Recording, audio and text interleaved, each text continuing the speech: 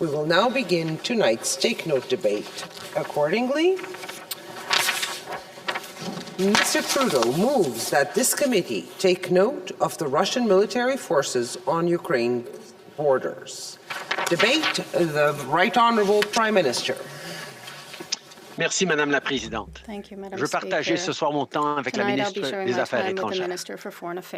Canada has always been clear about our steadfast support for Ukraine's sovereignty and territorial integrity. From being the first Western country to recognize Ukraine's independence, to the deep partnership we've developed in the years since, and to the expanded support our government has announced in recent days. Ukrainians have the right to determine their future. Canada, alongside our allies, will always stand firm in defense of that right. When people elect a government, when they collectively choose a path forward, when they want to make progress, these democratic choices have to be respected. But right now, Madam Speaker, that is not what Russia is doing. Russia is seeking confrontation.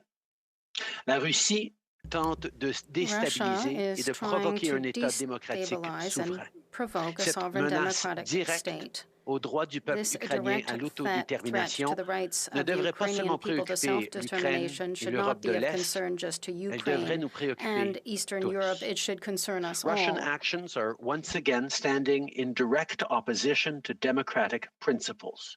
These actions are calling into question the fundamental principles of sovereignty and territorial integrity enshrined in the UN Charter. That's why we must show unity and resolve in standing with Ukraine.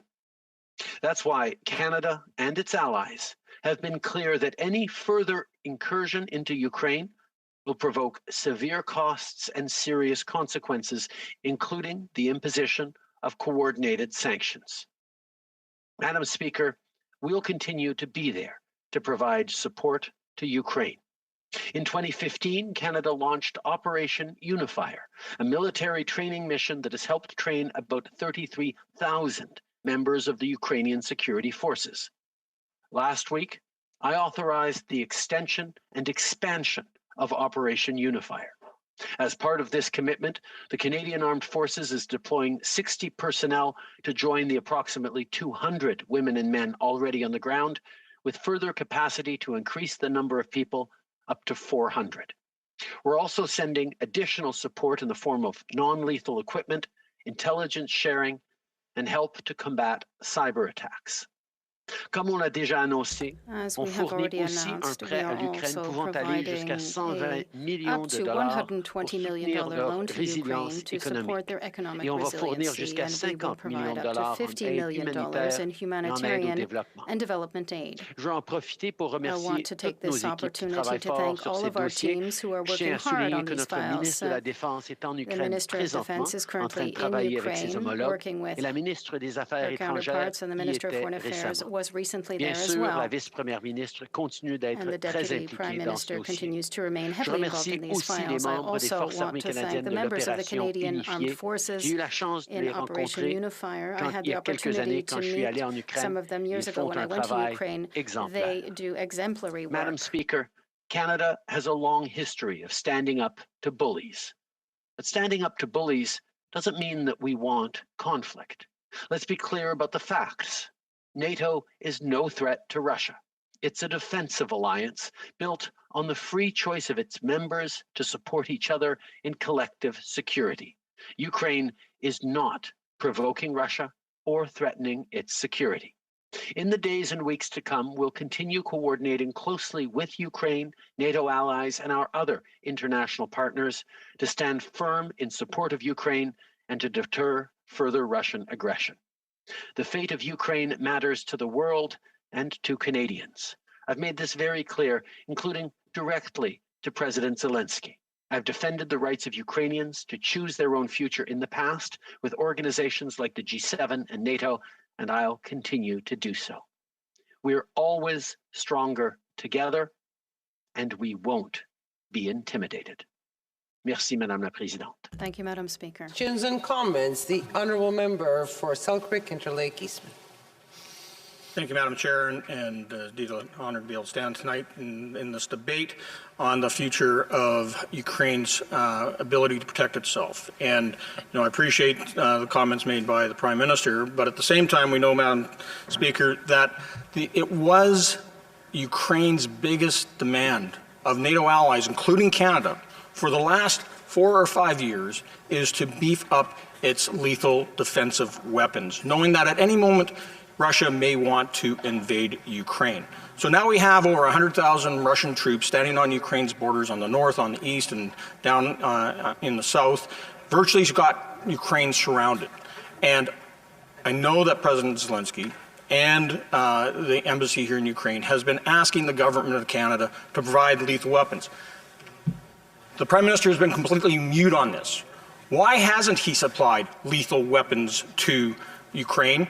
Is it going to wait until Russia invades Ukraine? By then, it's too late. Right Honourable Prime Minister. I thank the honourable member for his question, and I will point out that Canada has been steadfast in its support of Ukraine, and that's why we have engaged directly with Ukraine and Ukraine's leadership to hear what they need. The number one ask from President Zelensky was economic supports, which we delivered in a $120 million sovereign loan to help them counter the economic destabilization that Russia is engaging in. And their other ask, indeed, is preoccupation with their ability to defend Ukraine's territorial integrity. Well, on that, we have responded. We have responded by extending and enlarging Canada's extraordinarily successful mission that directly has trained up 33,000 members of the Ukrainian Defense Forces and continues to be one of the most impactful and positive elements of NATO's support for Ukraine. Canada will always be there for Ukraine, but we will respond to their asks in a way that responds to their priorities. That's what friends do. Honorable député de Montarville. Honorable member for Montarville. Je remercie le Premier ministre pour son allocution. Le Canada ne cesse de répéter qu'il privilégie la voie diplomatique pour régler ce conflit potentiel. Mais à part crier au loup, Madame la Présidente, que fait le Canada concrètement? Dans mon livre à moi, diplomatie implique dialogue. Or, on ne semble pas dialoguer avec l'une des deux parties. Et pas plus tard que la semaine dernière, l'ambassadeur de Russie disait que les relations entre le Canada et la Russie sont pour le moins dysfonctionnelles, le plus haut niveau, à part un échange entre la ministre des Affaires étrangères et le ministre Lavrov en Russie, qui a eu lieu déjà il y a un certain nombre de mois. Le plus haut niveau, c'est lui, l'ambassadeur. Et il ajoutait même que le Premier ministre devrait communiquer avec le président Vladimir Poutine pour échanger directement sur une solution au problème, comme l'a fait d'ailleurs le président français Emmanuel Macron. La Russie serait même prête, d'après l'ambassadeur, à lever l'interdiction de séjour qui a été décrétée contre la vice-première ministre si celle-ci se déplaçait en Russie pour échanger. Alors, que fait le gouvernement du Canada concrètement sur le plan diplomatique? Le très honorable Premier ministre. Je suis très content de pouvoir répondre à cette question. Parce qu'effectivement, on entend tout à fait les lignes des propagandistes russes qui continuent à essayer de nier leur agression, ou bien en Crimée, ou bien leur menace envers l'intégrité territoriale de l'Ukraine. Je peux vous souligner très directement que Vladimir Poutine connaît très bien notre position sur l'Ukraine parce que je le lui ai dit à plusieurs reprises au fil des années. Et il y a un certain temps, la ministre des Affaires étrangères, il y a quelques semaines, a échangé directement avec leur ministre des Affaires étrangères pour souligner notre position et notre appui indéfatigable à l'Ukraine. Nous cherchons absolument une solution diplomatique, mais nous démontrons aussi qu'il y aurait des conséquences graves pour la Russie s'ils font une agression, encore une fois, envers l'intégrité territoriale de l'Ukraine et le peuple ukrainien. The honourable member for Edmonton Strathcona. ask the member what he is doing, what his government is doing to ensure that the feminist foreign policy is front and center as we deal with this current crisis in Ukraine. And what is his government doing to ensure that women are at all negotiating tables right now? That the Canadian government is advocating for women to be present and to be at all of those tables at this time. If you could answer that, that would be great. The Right Honourable Prime Minister. I'm pleased to underline that it is a continued preoccupation of this government to have a feminist foreign policy, which is certainly something that our Minister of Foreign Affairs, Mélanie Joly, is actively engaged in. In terms of concretely on the ground, when I was last in Ukraine, I engaged directly with members of civil society to talk about how Canada was supporting various actors to encourage a full gender equality in their approach. We also have specific measures within Operation Unifier in training that addresses gender issues. We will continue to make sure that that path to peace includes women, because we know from countless examples around the world that women are key to solving long-term conflicts and making sure they stay solved. Resuming debate, reprise du débat, l'honorable ministre des Affaires étrangères.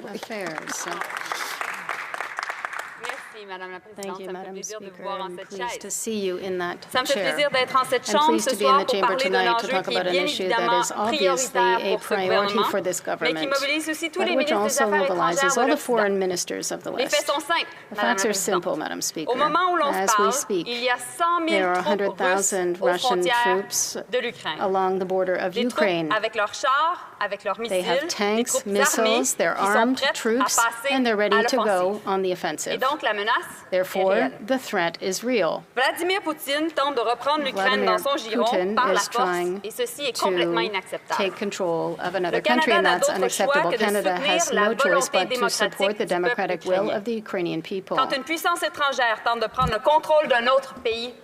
foreign power tries to take control of any other country by force, that is what all democracies in the world must do. What is at stake here is the very principle enshrined in Article 2.4 of the UN Charter, the respect of sovereignty and independence.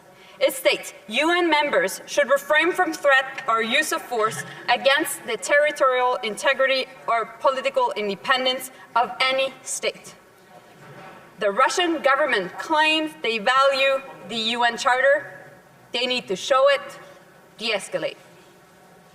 Canada is resolute in supporting Ukraine's sovereignty, territorial integrity, and independence. We stand with Ukrainians, and we're absolutely committed to a diplomatic solution. We are a country that has a long-standing diplomatic history. We're the ones that can bridge different countries together. Friends to the United States, but also we're friends to Europe. We have more than 1.4 Ukrainian Canadians here in Canada, and we understand Ukraine. Since my appointment, working on a diplomatic solution has been my top priority. I've had extensive conversation on this matter with my counterparts around the world in Washington, Riga, Stockholm, Liverpool, Kiev, Paris, and Brussels. And of course, right here in Ottawa, and with many members of this House. In my recent trip, I had productive meetings with the leadership of Ukraine, the President, the Prime Minister, the Deputy Prime Minister, and the Minister of Foreign Affairs, with the leadership of the European Union, the President of the Council and the Foreign Affairs Minister, and also with the Secretary General of NATO. I had also good meetings with the foreign ministers of France, Belgium, and constructive conversation with US Secretary Blinken, as well as Germany's Minister Baerbock. And just today, I spoke to my counterparts in Denmark, Netherlands, and Latvia. We all agree de-escalation is key, and it is urgent. Russia's aggressive actions are threatening global stability. In that sense, Ukraine's security is not only Europe's security, it is the world's security, including ours, here, right here at home, in Canada. Now is the time to be united. Now is the time to speak with one voice in support of Ukraine and its people. We also need to invest in deterrence sanctions, economic support for Ukraine, and extending and expanding Operation Unifier are our immediate actions. On sanctions, any further aggression will have serious consequences, including coordinated economic sanctions with allies, and Canada is ready. Sur la question de la stabilité économique, on le sait, la menace de la Russie a non seulement pour effet de créer des tensions régionales intenables, mais elle déstabilise aussi l'économie de l'Ukraine, dont les besoins sont criants. Lors de ma rencontre avec le président ukrainien Zelensky, il y avait une demande claire. Soutenir l'Ukraine financièrement afin d'assurer la stabilité du pays. Nous avons, dans l'espace de quelques jours seulement, et merci au Premier ministre, à la ministre des Finances également, au ministre du Développement international, nous avons répondu présent de près de $120 millions à l'Ukraine. Cet appui a eu pour effet de lancer un mouvement de solidarité chez nos alliés. Peu après notre annonce, l'Union européenne a annoncé qu'ils accorderaient à leur tour 1,2 milliard d'euros en prêts et subventions pour l'Ukraine. En matière d'entraînement militaire, l'Ukraine peut compter sur nous via le renouvellement et l'élargissement de l'opération unifiée. With the renewal and Nos forces expansion armées of canadiennes ont Operation formé plus de Unifier, 30 000 our soldats members et membres de la have garde trained nationale, et over ce depuis 30,000 2014. Ukrainian Ils sont soldiers présentement since 200 en 2014. Ukraine There are currently et ils 200 proviennent in principalement Ukraine présentement and de la mainly base de currently Valcartier come au from Québec. Valcartier Nous allons augmenter base ce in nombre Quebec. et We'll continuer increase this à number participer à and l'entraînement et à la continue to professionnalisation des participate armes in the des forces professionalization and armées training ukrainiennes. of the Ukrainian armed In forces. addition to military development and financial assistance, Canada's diplomatic service continue to work around the clock. Pour soutenir l'effort canadien, nous augmentons les ressources To support the diplomatiques tant Canadian à effort, Kiev we qu'à are Ottawa. increasing diplomatic Il est resources in important de Kiev and in supporter Ottawa. les efforts de la It is société important to civile support civil également society dans ces moments efforts as well in these Bref, difficult Monsieur le times. Président, mon message est le Mr. suivant. Speaker, my J'en message appelle is à as tous les follows. membres de cette I ask Chambre. all La members of this situation est House grave et nous devons faire to realize tout that pour the situation diminuer is les severe tensions. and we must Il do en va de everything we notre can intérêt to national. de-escalate Merci tensions. beaucoup, Monsieur le Président. At stake is our national security. Thank you, Mr. Questions Speaker. and comments. Question commentaire. The Honourable Member for Selkirk, Interlake, Eastman. Thank you, Mr. Speaker, and I want to thank the Minister of Foreign Affairs for her speech. But I have to say that it's been incredibly disappointing to see her trip to Ukraine, where she went over empty-handed. She did, after her return, did announce $120 million of financial assistance, which I know is welcome. But we know for a fact that there has been demands from the government of Ukraine for the last several years for more military help, including the use of or provision of lethal weapons. We know that one of the very first things that this Liberal government did when they came to power several years ago, back in 2015, 2016, is that they stopped the provision of radar-sat images. So the people of Ukraine, the government of Ukraine, could actually see what the Russian forces were doing in places like Crimea and Donbass, which is sovereign Ukrainian territory but are now illegally occupied by the Russian Federation. When will the minister actually provide the kinetic energy and the military might that's required for Ukraine to defend off this potential Russian invasion? When will they provide those lethal weapons? When will they restore the use of radar-sat images, which are world-renowned and ones that would really help with the security situation on the ground? And will they actually stand with Ukraine rather than just offer empty rhetoric and half measures? The Honourable Minister of Foreign Affairs. Well, my colleague and I don't agree on everything. We agree on the fact that we need to make sure that there's no further invasion of Ukraine. But right now, the most important thing we need to do is to make sure that we invest in diplomacy and deterrence. And that's exactly what we're doing, Mr. Speaker. What we're doing right now is that we're really that country that is bridging all the other countries of the alliance together and making sure that there's strong unity, which is the case. And also, we are specialists of Ukraine because, as my colleague himself of Ukrainian descent, we have 1.4 million Ukrainian Canadians in Canada, and therefore we can make sure that people know about Ukraine even within the alliance of NATO. On the question of deterrence, Ukraine needed support financially. We were there within 3 days with a loan of $120 million. Ukraine wanted more support in terms of military training. We were there within a week. And Ukraine also wanted more support in terms of cyber support, and we were there also within a week. And for all that, President Zelensky himself said to Prime Minister Trudeau and this government, thank you. Before moving on, I just want to remind the honourable members, when we're speaking of someone, we talk of their title, not of their names, just to make sure we remember that. I know we've been away for a while, but... questions et commentaires, questions and comments, l'honorable député de Montarville. Merci, Monsieur le Président. La ministre a rappelé à juste titre qu'il y avait près de 100 000 soldats russes massés à la frontière de l'Ukraine. Quoi de neuf sous le soleil, Monsieur le Président, puisque l'hiver et le printemps dernier, il y avait 100 000 soldats russes massés à la frontière ukrainienne. D'ailleurs, le 22 avril dernier, vous savez que je suis vice-président du groupe d'amitié Canada-Ukraine, dont le président est avec nous ici aujourd'hui, et on a eu... gracieuseté des Affaires étrangères et de la Défense, une petite présentation, une séance de brefage sur la situation. Le 27 février dernier, la semaine dernière, les Affaires étrangères et la Défense nous ont donné une séance de brefage sur la situation. Et je dois dire que ça ressemblait mauditement à ce qu'on nous avait raconté l'année dernière. J'ai donc demandé qu'est-ce qu'il y a de nouveau. Et là, le représentant des Affaires étrangères m'a répondu, bien candidement, à part des mouvements de troupes à la frontière de l'Ukraine et au Bélarus, on ne sait pas trop. Donc, la question que je pose à la ministre, quand on décide de retirer du personnel non essentiel de l'ambassade, comme l'ont fait les États-Unis, comme l'ont fait le Royaume-Uni et l'Australie, alors que les autres alliés de l'OTAN ne l'ont pas fait, est-ce qu'on ne contribue pas à cette espèce de syndrome d'une éventuelle agression, une nouvelle agression russe en Ukraine, que même les autorités ukrainiennes dénoncent? Même les Ukrainiens disent, cessez cela, ça nous nuit d'entretenir ce climat de tension qui existe présentement. Le ministre, dans une minute ou moins, s'il vous plaît. Minister, in 1 minute or less.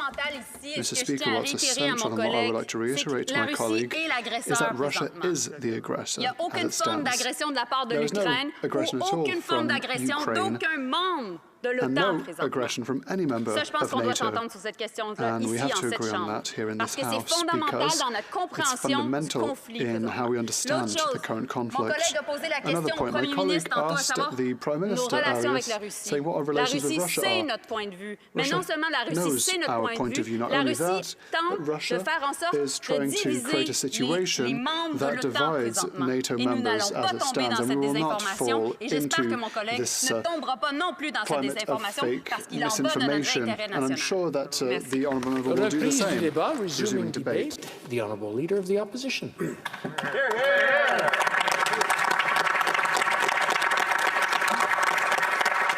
Mr. Speaker, I stand in this House saying that we stand with Ukraine.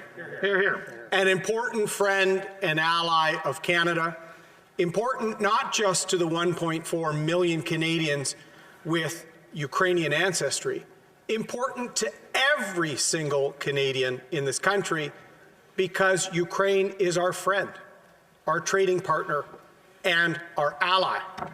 This is a debate not about hashtags or holding a sign up on Twitter, Mr. Speaker, as the Minister and the Liberal government have done. This is a debate about who Canadians are as a friend on the world stage. This is a debate about our values as a nation, the dependability of Canada as an ally.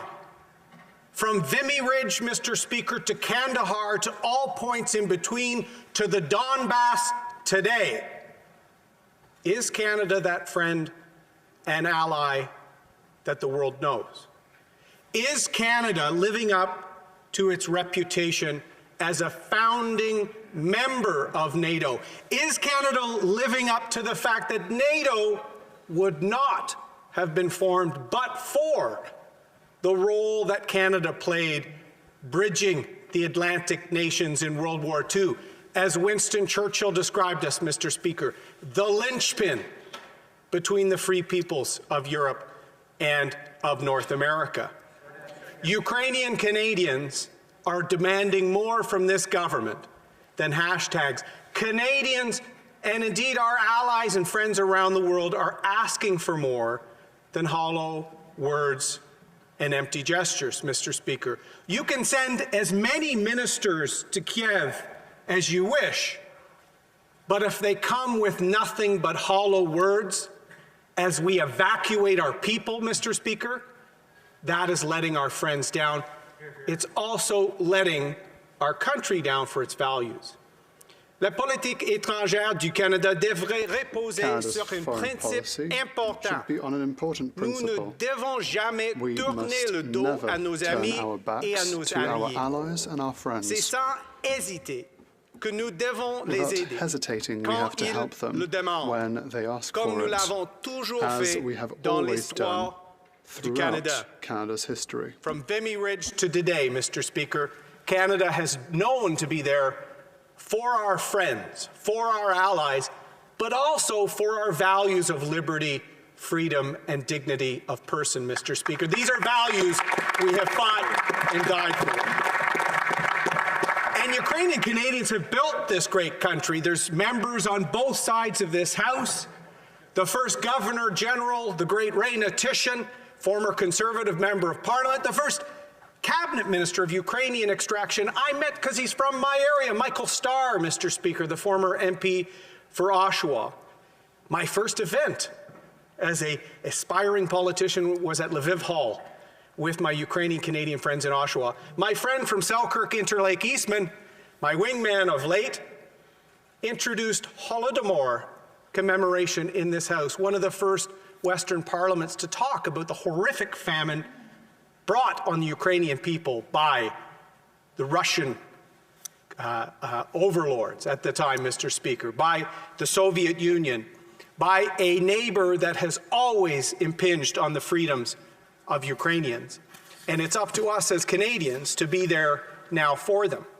In fact, I had the honor, Mr. Speaker, in 2014 to be in this chamber for a speech from President Poroshenko, the president of Ukraine, who was invited to speak about that friendship between our two countries. And he said this, quote, "Today, thousands of brave Ukrainian men and women are sacrificing their lives for the right to live in the way they choose, on their land, under the blue and gold colors of the Ukrainian flag, colors that are so dear to many Canadian Ukrainians. In these dark days, we feel your strong support. Thank you very much for that." He went on to say, Mr. Speaker, "It is in our time of need that we need to see our friends, and there is no other way to put it. Canada is a friend indeed," end quote. Now, Prime Minister Diefenbaker challenged Russia to allow free elections for Ukrainians. It was the Mulroney Conservative government that was the first ally to recognize the independent Ukraine. It was Prime Minister Harper who famously, after the invasion of Crimea, said to Vladimir Putin, "Get out of Ukraine." And what do we have from this Prime Minister, Mr. Speaker? We have hashtags. We have ministers embarrassingly holding up a sign on Twitter. That is what Canada is known for now, Mr. Speaker. Twitter diplomacy, but not standing with our NATO allies. In fact, everything that's been done in the last decade for our allies and friends in Ukraine were initiated by conservative governments, Mr. Speaker. Operation Reassurance, Operation Unifier, the use of radar-sat images, which they removed a few years ago, Mr. Speaker, military equipment, all of those measures. In fact, we had to push to get this government to extend Operation Unifier. They waited to the very last minute. And the Ukrainian government, including their former ambassador just this weekend, they've been asking for lethal defensive weapons. Why, Mr. Speaker? Because here's what they're facing. There are citizens in Ukraine today being trained how to use a rifle, being trained on hand-to-hand combat. This is something we're so fortunate Canadians we don't ever have to worry about. There are 130,000 troops lining up, 60 battalions, tactical groups the Russians are lining on the border. Russia outnumbers Ukraine 4-1 in military personnel, 22-1 in fighter planes, 15-1 in attack helicopters, and 5-1 in battle tanks, Mr. Speaker. They're asking for our help at their hour of need. And other allies have responded. The US, the UK, Poland, Lithuania, Latvia, Estonia, Czech Republic. Where is Canada, Mr. Speaker? When our friend, when our ally is in need, where is Canada? Les libéraux vont crier soutenir l'Ukraine sur l'Internet, sur les médias sociaux. Cependant, ils ne vont pas donner à la population de l'Ukraine ce dont elle a besoin pour arrêter ceux qui menacent sa souveraineté. Monsieur le Président, le temps des demi-mesures est révolu.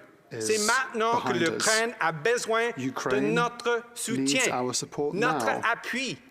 Mais le Premier ministre libéral ne fait rien que les hashtags sur Twitter, Mr. Speaker. Monsieur le Président, c'est insuffisant pour nos alliés, pour nos amis et pour nos valeurs comme un pays, Monsieur le Président. The world is watching. This is not a time for Twitter. This is not a time for hollow words and rhetoric. There is a real chance that there could be an invasion of Ukraine by Russia. Mr. Putin has shown his callous disregard for sovereign territory we've seen in Crimea, the phony war in the Donbass, the influence, the cyber attacks, the shutting down of the hydro grid. The bad actor of the world needs to be called out, and NATO is doing that. But one of the founding countries of NATO, Canada, is missing in action, Mr. Speaker. So this is an issue that I'm sure many in the Liberal government wish they were doing more than just brief trips over there to say hello. I'm sure many are wishing they were responding to the request of our ally at their hour of need. Canada may be a smaller nation. Having served in uniform myself, Mr. Speaker, I know we don't have the standing armies, we don't have the fleets of fighter jets, but we have a passion in our glowing hearts that we were always there for our friends and values. From the earliest days, before our American friends.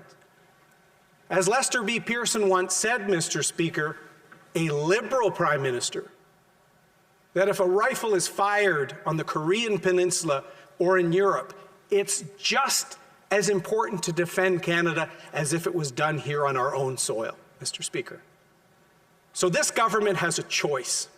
While there's time left, step up and help our friends in Ukraine. Step up with the equipment they say they need to fight against overwhelming odds and show the world Canada remains a friend and ally there through thick and thin, Mr. Speaker.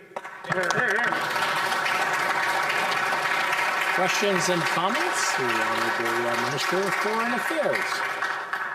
Thank you, Mr. Speaker. It's not because my colleague and the leader of the opposition states facts that necessarily they're true. That's right. And in that sense, our actions have been clear. $120 million for a sovereign loan, first. Second, doubling the troops of Operation Unifier in Ukraine. Does he know that we have the biggest foreign military training presence in Ukraine as of now? Does he know that Canadians right now are standing shoulder to shoulder in Kiev and in 13 different places around Ukraine? Does he know that Secretary General of NATO, Jens Stoltenberg, said Canada is one of the lead countries in NATO when it comes to providing support for Ukraine? And he also added that there are not many other countries at the equal level of efforts doing as much as Canada. So he talks about the great glowing hearts of our CAF members, and I agree with him. But the reality is is that they're the ones, and we're the ones right now in Ukraine. What does he have to say about that? The Honourable Leader of the Opposition. Mr. Speaker, I'd like to thank the Minister for her intervention where she asked if I knew the facts. Yes, I do, Mr. Speaker. In fact, Operation Reassurance, Operation Unifier, sharing of military intelligence, including RadarSat, military equipment, the training she talked about, the training we're both very proud of our men and women in uniform doing, all of that, Mr. Speaker, was started by the Conservative government, and only reluctantly. As that minister knows, one of her predecessors, Mr. Dion, actually withdrew some of that support and wanted to normalize relations with Russia, Mr. Speaker. That was their foreign policy out of the gate. But whether it's appeasement of Russia, whether it's a completely out-of-touch policy on the communist regime in China, Mr. Speaker, whether it's letting down our NATO allies, whether it's not even getting phone calls from the United States anymore, Mr. Speaker, Canada needs to step up. And a loan is important, and I thank the minister for the loan. But once Ukrainians lose their liberty and freedom, we can't loan them the freedom they will need. We can't loan them the military equipment when the attack is underway. So I urge the minister, do the right thing and give the Ukrainians the tools they need to defend themselves. Questions and comments, questions et commentaires. L'honorable député de Saint-Hyacinthe-Bagotte. Merci, Monsieur le Président. Je remercie le chef de l'opposition pour son allocution. De notre côté, on ne se fait pas vraiment d'illusions sur le fait que derrière les prétextes humanitaires, c'est les hydrocarbures, la véritable justification derrière tout ça. Ceci dit, je voudrais demander au chef de l'opposition, est-ce qu'il n'a pas l'impression que son approche plus vote en guerre, plus provocatrice à la droite de la Russie, ne va pas tout simplement pousser la Russie dans les bras de la Chine? L'honorable chef de l'opposition. Merci pour la question, Monsieur le Président. On doit être Thank you for the question, Mr. Speaker.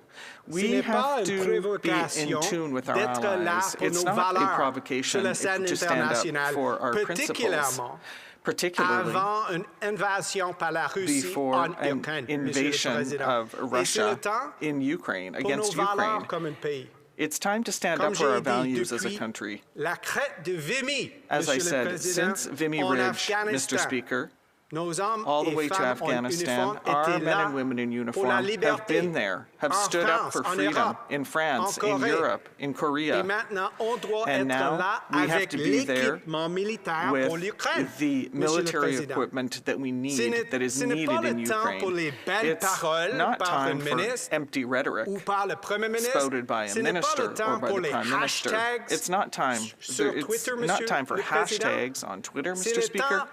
It's time for action, for concrete action with our allies who are at risk in Ukraine. Questions et commentaires, questions and comments. The honourable member for Edmonton Strathcona. Thank you, Mr. Speaker. I'd like to thank the member opposite for his comments today.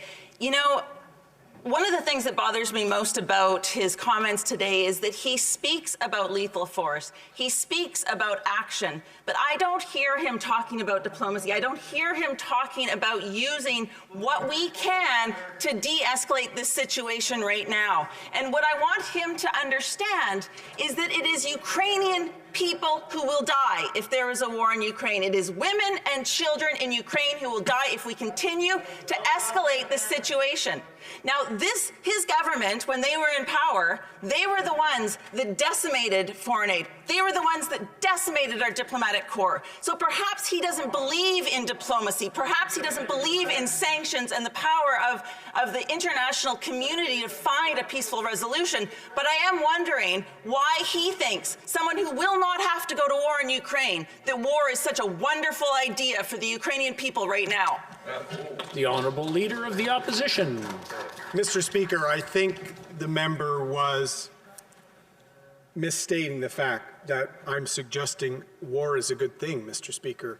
I'm fortunate to be a veteran that never had to serve in Afghanistan, but I've seen, not only as my time in military, my time as Veterans Minister, the incredible toll war and conflict plays on our military, on civilian populations.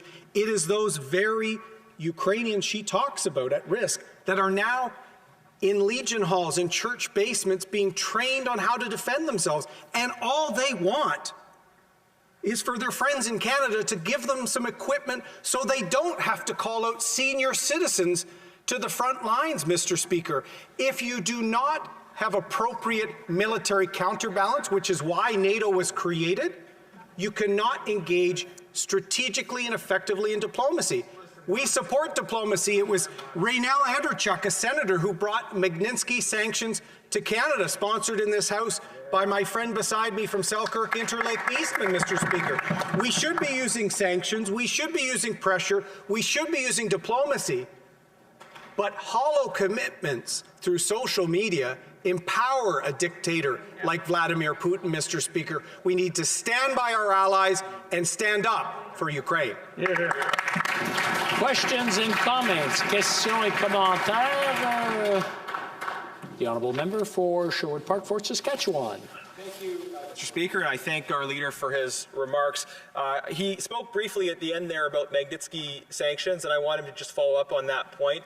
What I've been hearing from many experts is the importance of using the Magnitsky Act and specifically targeting those kleptocrats who are investing Vladimir Putin's money overseas. So I wonder if the leader has a comment on specifically targeting those kleptocrats as a way of really getting at and having real accountability for the Putin regime. Thank you very much, Mr. Speaker, and I'd like to thank my learned friend for his commentary and for his advocacy. He is absolutely right. Not only is the Putin regime putting Ukrainians at risk, putting stability in Europe and indeed globally at risk, he's also leading a kleptocracy that is robbing Russians of their ability to actually build up their lives.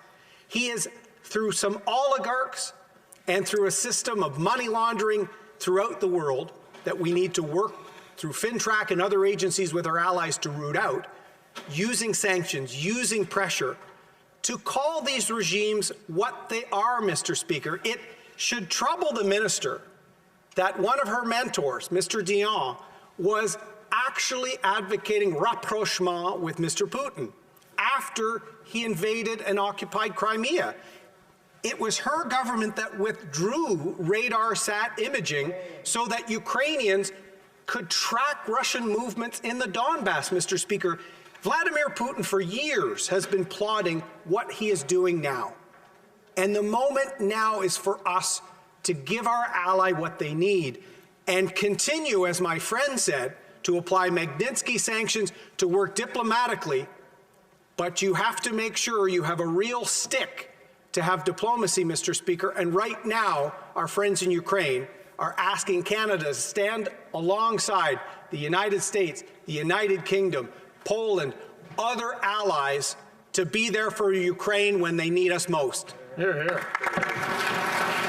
Questions and comments? The honourable member for Etobicoke Lakeshore. I'm afraid we only have time for a 30-second question and a 30-second answer. Thank you, Mr. Speaker. The Leader of the Opposition accused the Minister of returning from Ukraine having made empty promises and using empty words. I'm looking at a tweet from none other than the Defense Minister of Ukraine talking about the centuries-old friendship between Canada and Ukraine, thanking her and our Minister of Defense and the Prime Minister for delivering on upping the campaign on Operation Unifier. Are you saying that he's using empty words and engaging in Twitter diplomacy? Now, the Honourable Leader of the Opposition will respond in 30 seconds or less. I want to remind the Honourable members to speak through the chair, not directly across. The Honourable Leader of the Opposition. Mr. Speaker, it's rather ironic that a Liberal MP will stand up and criticize my critique of using Twitter for diplomacy by quoting a tweet about diplomacy, Mr. Speaker. What Ukraine wants, and we all know this, the Minister knows this from the closed-door meetings. In fact, we also saw the former Ukrainian diplomat to Canada talking this weekend about the request for many years now for lethal military aid. Our friends are in need, and while loan guarantees and a range of other things are positive, we have to help Ukraine now. I ask the Minister to find and deliver on this military equipment. Resuming debate, reprise du débat, l'honorable député de Montarville. Merci, Monsieur le Président. Thank you, Mr. Speaker. Je dois vous dire que j'ai été quelque peu surpris de la réponse que m'a donnée la ministre à la question que je lui ai posée il y a quelques instants. Pour utiliser un péronisme, je dirais que mes oreilles n'en ont pas cru leurs yeux. Est-ce que la ministre suggère que si nous prônons, si nous favorisons, si nous insistons sur une solution diplomatique, c'est faire le jeu de la Russie? Dès lors, est-ce que la ministre voudrait laisser entendre que le fait que le président Macron ait pris le téléphone pour parler à Vladimir Poutine, ce serait, en fait, jouer le jeu de la Russie? Ce serait permettre la division entre les alliés? Je pense que poser la question, c'est y répondre. Si la ministre a été le moindrement attentive à nombre de mes interventions, notamment dans le cadre de l'Assemblée parlementaire du Conseil de l'Europe, elle saurait que je me suis montré à plusieurs reprises éminemment critique à l'égard de la Russie. Monsieur le Président, si on veut qu'il y ait dialogue, il ne faut pas que ce soit juste un monologue d'un bar. Si on veut jouer un rôle de honest broker, de médiateur crédible entre la Russie et l'Ukraine, encore faut-il parler à la Russie, comme le fait le président français. Or, à part crier au loup, je ne vois rien du côté du gouvernement canadien qui nous amène sur la voie d'une solution diplomatique. C'est tout ce que j'ai voulu dire. Est-ce que je reconnais que l'agression contre la Crimée et les actions déstabilisatrices de la Russie dans le Donbass sont tout à fait inacceptables? Mais bien sûr! Je ne vois même pas comment ça se fait que la ministre a pu mettre ça en doute, Monsieur le Président. J'en suis un peu non seulement surpris, mais un peu froissé. Vous dire qu'il me reste 3 minutes, Monsieur le Président? What? 3 minutes? Est-ce que vous partagez votre temps? Are you sharing your time? Non? OK, c'est le plein. 10. OK, on a eu de l'information qui n'était pas exactement claire. J'espère que vous allez tenir compte de ce petit moment sur mon temps. Donc, il faut entretenir ce dialogue, Monsieur le Président. Et je disais que, est-ce que l'agression contre la Crimée, les actions déstabilisatrices de la Russie dans le Donbass sont acceptables? Bien sûr que non. Mais le fait est, Monsieur le Président, et je l'évoquais il y a quelques instants, le glacis des 100 000 troupes russes massées à la frontière de l'Ukraine est à peu près le même qu'il y a un an. Qu'est-ce qui a changé de l'aveu même des fonctionnaires, des officiels du ministère des Affaires étrangères, des fonctionnaires de la ministre? Ben, on ne sait pas trop ce qui a changé, en fait. Alors, pourquoi ce discours d'escalade, cet alarmisme qui nous amène à penser qu'il va y avoir une intervention russe demain matin, alors que et Ukrainiens et Russes là-dessus sont d'accord? Ce n'est pas à l'ordre du jour. Pourquoi entretenons-nous ce discours alarmiste au lieu d'essayer d'introduire un discours apaisant? Pourquoi, encore une fois, retirer le personnel dit non essentiel de l'ambassade, alors qu'il y a à peu près que les États-Unis, le Royaume-Uni et l'Australie qui l'ont fait avec le Canada? Les autres alliés de l'OTAN sont restés sur place pour manifester également par leur présence leur soutien à l'Ukraine. Pourquoi se retirer et contribuer à cette escalade de tension actuellement, Monsieur le Président? Donc, la ministre nous disait tout à l'heure, la Russie est l'agresseur. Certes, je n'en disconviens pas. Et je mets quiconque au défi de remettre en question l'appui indéfectible du Bloc québécois et de ses députés envers notre allié, l'Ukraine. Mais je me permets de signaler à la ministre que Jocelyn Coulon, qui est un spécialiste de questions géostratégiques, l'ancien conseiller de son prédécesseur, M. Stéphane Dion, ancien candidat libéral, s'est placé quelques instants dans la perspective russe. Et nous expliquait-il, l'OTAN, au moment de la réunification de l'Allemagne, se serait engagé auprès de Mikhail Gorbatchev pour que l'Alliance atlantique ne dépasse jamais les frontières de l'Allemagne de l'Est. Or, depuis, qu'est-ce qui s'est passé? Plusieurs pays du bloc soviétique et même certaines anciennes républiques soviétiques ont été admises au sein de l'OTAN. have been du côté admitted russe, to NATO in the c'est vu meantime. comme une agression. C'est vu is comme un rapprochement des troupes occidentales vers ses frontières. Et pour une raison ou pour une autre, la Russie a décidé que la ligne rouge, c'était l'Ukraine, qu'on n'accepterait pas que l'Ukraine joigne les rangs de l'OTAN. La ministre parlait de l'unité des pays de l'Alliance Atlantique. Je veux bien, mais la ministre niera-t-elle que lors du sommet de Bucarest, en 2008, la France et l'Allemagne avaient exprimé des réserves au fait de même admettre l'Ukraine comme candidat à l'admission au sein de l'Alliance Atlantique. Alors, moi, ce que je veux simplement dire, c'est qu'on peut bien entretenir l'illusion que tous les pays membres de l'Alliance Atlantique chantent la même partition.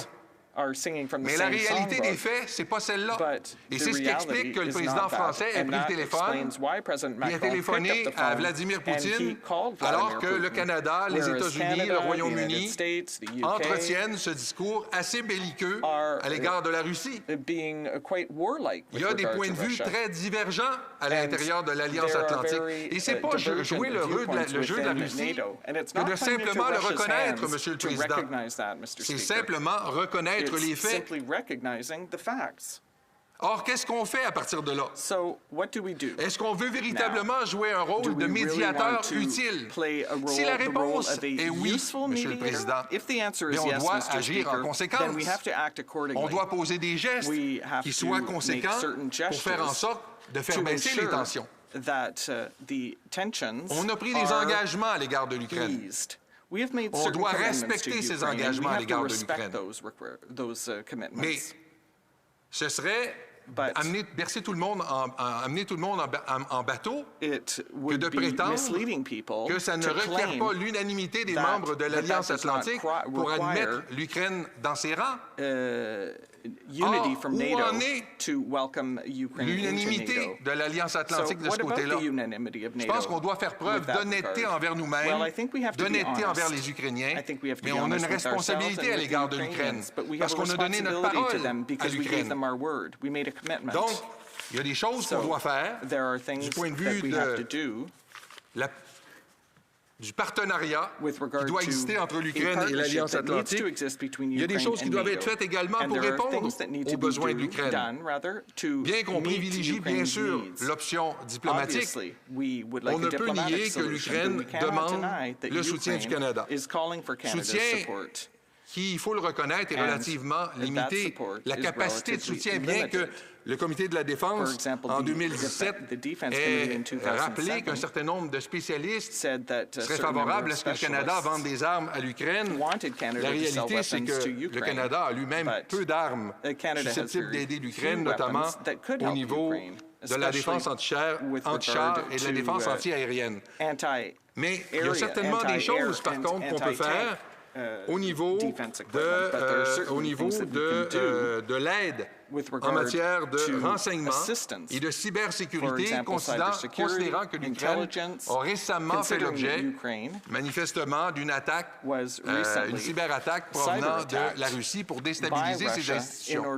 Alors, il y a du travail qui doit être fait de ce côté-là, parallèlement à ce qui doit être fait sur le plan diplomatique pour véritablement amener les parties à se parler et essayer de trouver une issue pacifique au conflit qu'il y a pour présentement. Je vous remercie, M. le Président. Thank you very much, Mr. Speaker. Questions et commentaires. Questions and comments. L'honorable ministre des Affaires étrangères. Merci, Monsieur le Président. Thank you, Mr. Speaker. Vous savez, mon collègue parle de dialogue. J'en conviens. J'aimerais lui rappeler les trois voies diplomatiques utilisées par tous les alliés présentement. Means used by all allies. The first, a direct dialogue between the Americans and Russia. Et nous sommes en contact, and we are in contact, of course, with the Americans on that issue. The second is NATO and Russia. As a member of NATO, we're actively participating in that dialogue within NATO and for Russia. And finally, the Normandy format. And this is, in fact, du traité de Minsk, something that comes from the Minsk Treaty, which is that 4 countries must ensure there are diplomatic discussions when it comes to security in Europe, particularly when it comes to Ukraine. And these 4 countries are Ukraine, Russia, but also France and Germany. And that is why Macron, the president of France, is speaking with the president of Russia, Putin, and that is why I had the opportunity to dine at the Quai d'Orsay with my colleague, to talk about it, and I had the opportunity also to speak with the Minister of Foreign Affairs of Germany, because France's and Germany's position on this issue is extremely important. And I hear what he's saying about speaking with the Russian government. And we are profound disagreement, and I had the opportunity to speak with my Russian counterpart when I was at the OSCE meeting in Sweden about a month ago. And I raised the issue of Ukraine then, and I said that I was very concerned. And as soon as I mentioned my concern, the reaction was extremely strong. We will continue to raise these concerns, but I want to tell the member that fundamentally it's not a potential invasion of Ukraine, but another potential invasion of Ukraine, because there already has been invasions in Crimea.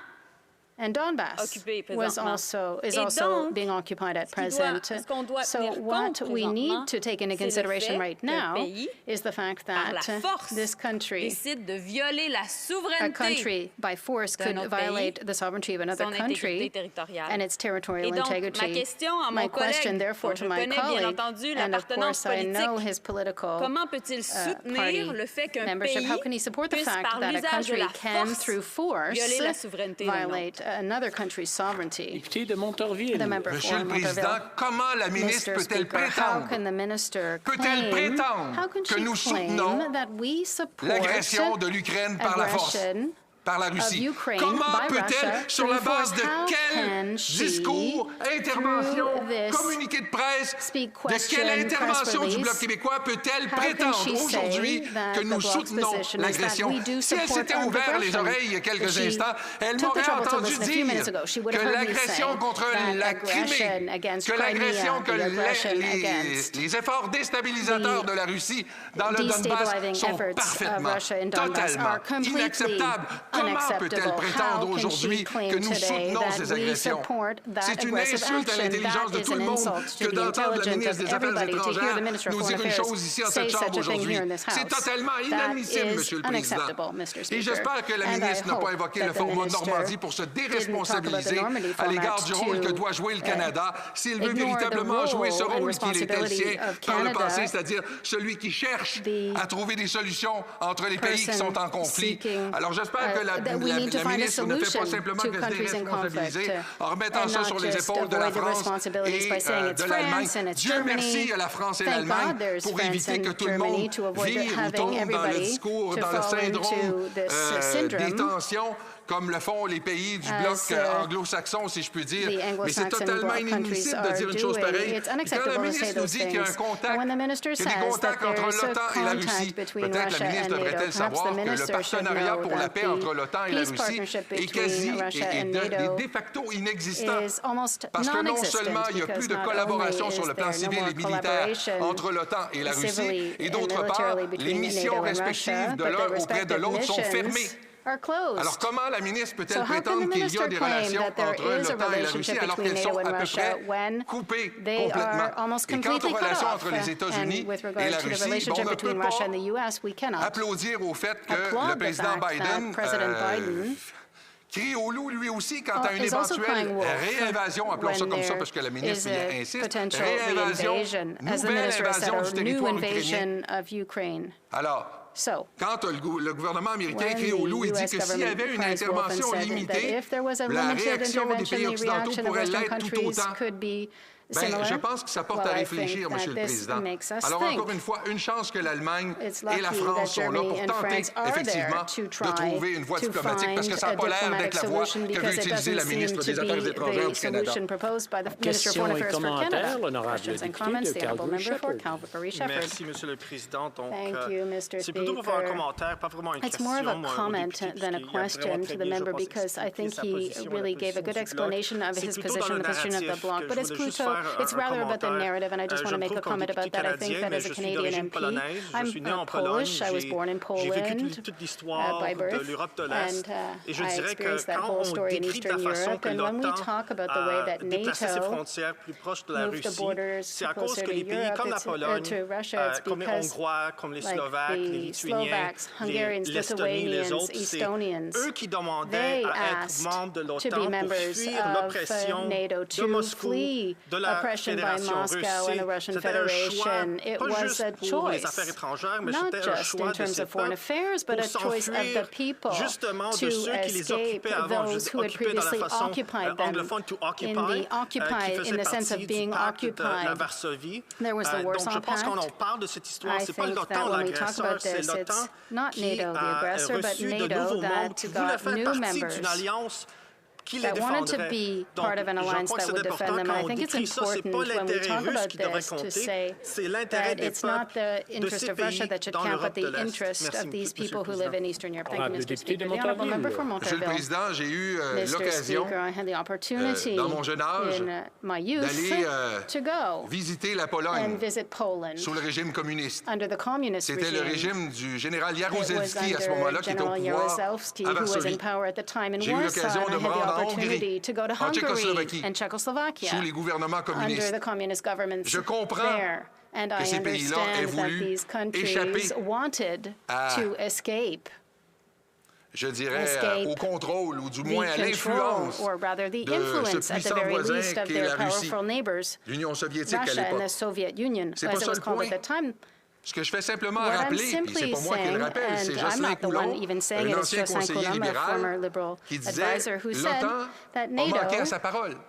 Parce que didn't keep its l'OTAN a promise, promis à because Mikhail NATO Gorbatchev promised que Mikhail les frontières de Gorbachev l'OTAN that the ne NATO s'étendraient jamais borders would au-delà never de l'Allemagne de extend l'Est. beyond Eastern Germany. Alors, une fois qu'on a dit ça, So on once comprend très bien they said that, we understand that la volonté des pays there is the en will question of the ait pu être countries de in joindre question l'OTAN. C'est to pas ça qui est en join question. NATO. That's not Ce qui the est en question. question, c'est la But what parole is the question qui is aurait été donnée par les the puissances word, the promise that occidentales was given by the à la Western Russie, powers to à Mikhail Russia, Gorbatchev, to Mikhail dernier Gorbachev, dirigeant de l'Union the soviétique, last à leader l'effet of the que Soviet l'OTAN ne s'étendrait pas au-delà de l'Allemagne de l'Est. that these borders Alors, would not du extend point de vue beyond russe, Eastern Germany. on a So manqué from à the notre parole. Russian perspective, we Mais did est-ce que not keep ça remet en that question promise. la But légitimité des does pays qui ont voulu this joindre l'OTAN? Absolument pas. question the legitimacy of those Eastern countries that wanted to join NATO? Questions and comments. The Honourable Member for London Fanshawe. 45 seconds for the question et 45 secondes pour la réponse. 45 seconds for the answer as well. Time, Mr. Speaker, but thank you.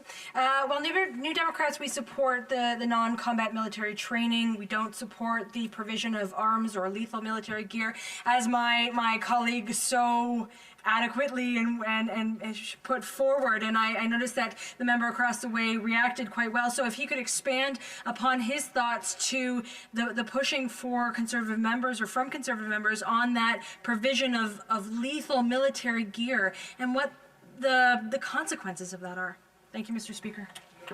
De Monterville dans 45 minutes. Oui, Monsieur le Président, depuis 2014, le Canada fournit déjà des armes non létales ou de l'équipement non létal à l'Ukraine. Si nous devions fournir des armes dites létales, j'ai déjà eu l'occasion de dire publiquement que ça ne ferait pas frissonner les soldats russes dans leurs bottes. Parce que, malheureusement, le Canada n'est pas en mesure de fournir ce dont l'Ukraine aurait besoin pour résister à une agression russe, comme par exemple des armes anti-chars ou des armes anti-aériennes. Alors, au-delà de la rhétorique conservatrice quant au fait qu'on devrait vendre des armes, la réalité des faits, c'est qu'on n'est pas véritablement en mesure d'aider sur le plan militaire l'Ukraine. Alors soyons aussi conscients de cela.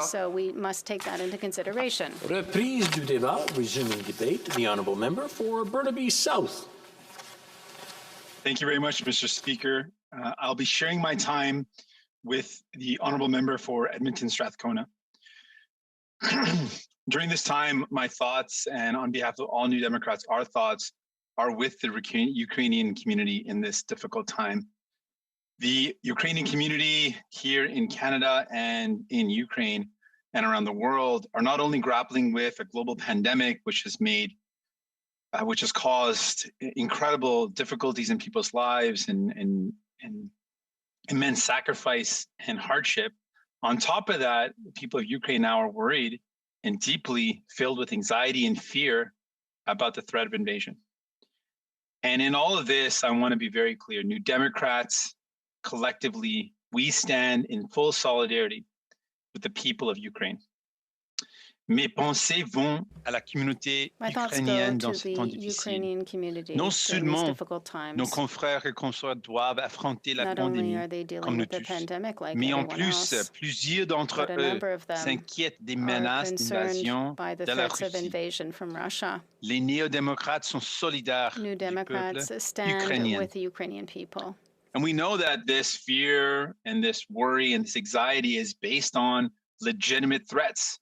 Russia has already invaded Ukraine, and at this very moment, as we all know, illegally occupies both Crimea and Donetsk, occupations which the New Democrats strongly denounce.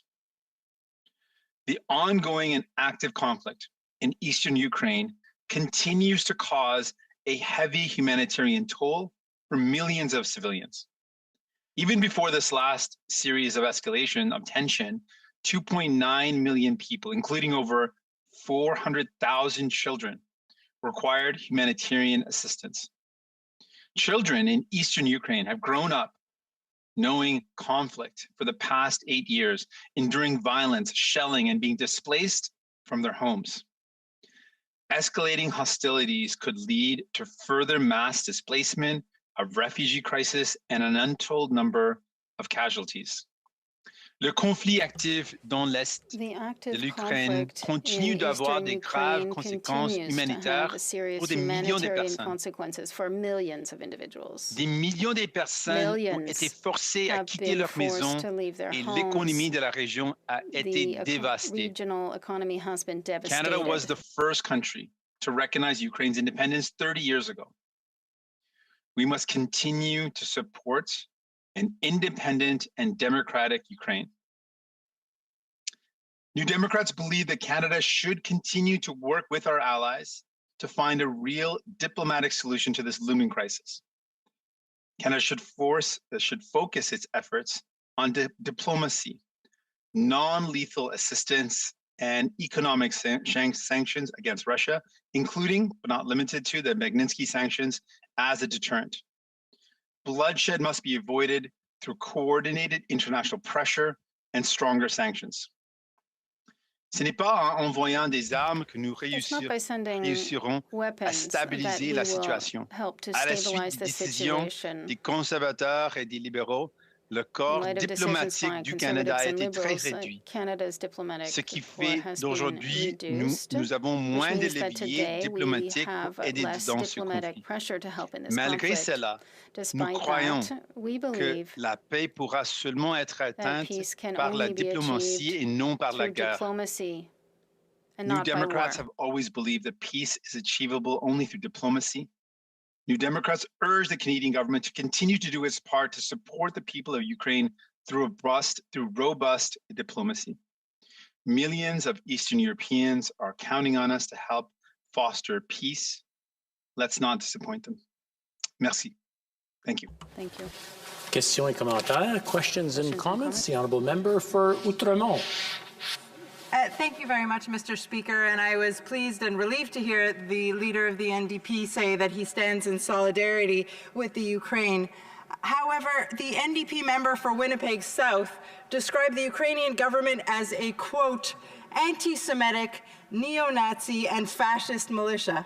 The NDP member for Churchill, Kowatnik-Lukaski, retweeted a suggestion that our Deputy Prime Minister, quote, Nazi past, was the reason that Canada is supporting Ukrainian sovereignty. Will the leader of the NDP denounce these inflammatory, offensive comments from his caucus members in this House, comments which I would say resemble very eerily Russian propaganda. The honourable member for Burnaby South. The members in question have expressed regret about those comments, and I want to be very clear that New Democrats stand in solidarity with Ukraine. We absolutely condemn the actions of Russia. We condemn the already illegal occupations that are ongoing. And as a further point, I think my honorable colleague is right to raise concerns about language. Language that is thrown around that can incite, that strikes the core of anti-Semitism has no place in our parliament, and New Democrats are strongly in solidarity with not just Ukraine and the Ukrainian people, but we are opposed to language that is used inappropriately when throwing around words like the Holocaust or Nazi. They have real dire impacts. And they have dire impacts on the Jewish community. And for that reason, we are very concerned about that type of language when it's used inappropriately. Questions and comments? Questions et commentaires. The honourable member for Selkirk Interlake Eastman. Well, Mr. Speaker, you know, I want to follow up on what was just asked, and the leader of the NDP just apologized on behalf of the hateful comments that came from the member of his caucus from Winnipeg Centre. And I just want to know, is there going to be a sanctioning of this member for her very callous and hateful comments made about the Ukrainian army as well as the people of Ukraine? Never mind the Ukrainian Canadians who make up a large percentage of her own riding in Winnipeg Centre, including the headquarters of the Ukrainian Canadian Congress, who is in Winnipeg Centre. So to have one of his members get up and to try to label those that are fighting for their freedom today as Nazis, as calling them anti-Semitic, to me that is deplorable, and I would ask that the leader of the NDP sanction that individual in his caucus. Honourable member for Burnaby South. I want to make it very clear that New Democrats stand in solidarity with the people of Ukraine. I know there are so many Ukrainian Canadians, people that come from Ukraine, that have deep ties and deep connections and care deeply about what's going on. And they're seeing their relatives and their friends right now living under the fear and anxiety and worry of a further invasion. And the escalating conflict has borne a lot of pain already and continues to apply a lot of pressure and a lot of fear on Ukrainian Canadians as well as Ukrainians across the world, and of course in Ukraine. So I want Ukrainian Canadians and the Ukrainian community at large to know we stand in solidarity with you. We support an independent, democratic Ukraine, and we will continue to be allies in pushing for a de-escalation and a diplomatic solution to protect the people of Ukraine.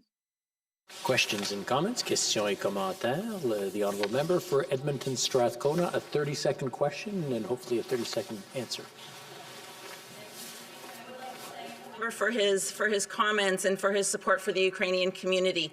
One of the questions that I have for him, we've seen under the Conservatives and then the Liberals a decimation of international development, a decimation of our foreign policy, our role in the world, Canada's role in the world. Can he comment on what this could look like if Canada still had, you know, strong peacekeeping, strong diplomatic, and strong international development efforts?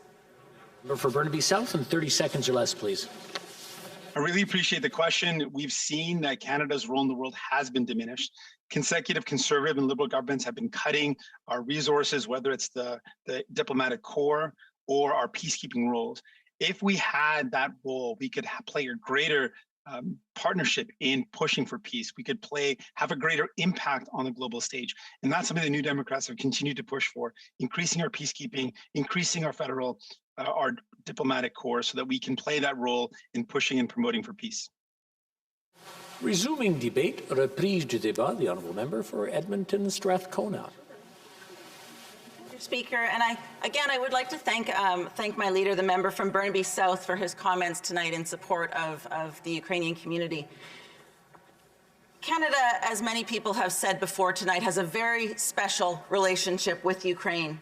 Canada was the first country to recognize Ukraine as an independent sovereign country 30 years ago.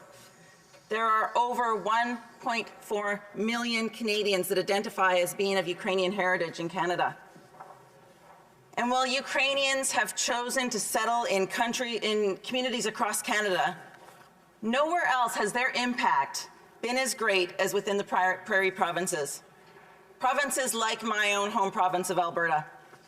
Ukrainians have been instrumental in building our communities, our cities, our provinces, and our country. Edmonton has a strong, vibrant Ukrainian community. Recently, I visited one of my dear friends, Theodora Harasimiou. She is a Ukrainian artist. She makes unbelievably beautiful mosaics that celebrate the pride and the history of the Ukrainian people in Canada. And I'm very proud to say that the New Democratic Party stands strongly in solidarity with the people of Ukraine. Over the years, my NDP colleagues have called repeatedly for greater support for Ukraine through increased development aid, for democratic and governance support, for Canada to extend visa-free travel to Ukrainians and increased trade relationships, like the 2016 Canada-Ukraine Free Trade Agreement. My own predecessor, many of you have worked with, Linda Duncan, was actually awarded the Executive Hetman Award for her support of Ukraine and the Ukrainian-Canadian community. Mr. Speaker, as the NDP Foreign Affairs critic and the Vice Chair of the Canada-Ukraine Friendship Association, I will continue the work that has been done by my NDP colleagues to strengthen Canada-Ukrainian relations. And it's that special relationship that has me rising to speak in this House today. At this moment in time, when Ukrainian Canadians are so worried about their friends and family, when people in Ukraine are increasingly being threatened by an aggressive and belligerent Russia, Canada must do more to work with our allies. We must work with the United Nations. We must work with the OCSE. We must work with NATO to find real diplomatic solutions to this looming crisis.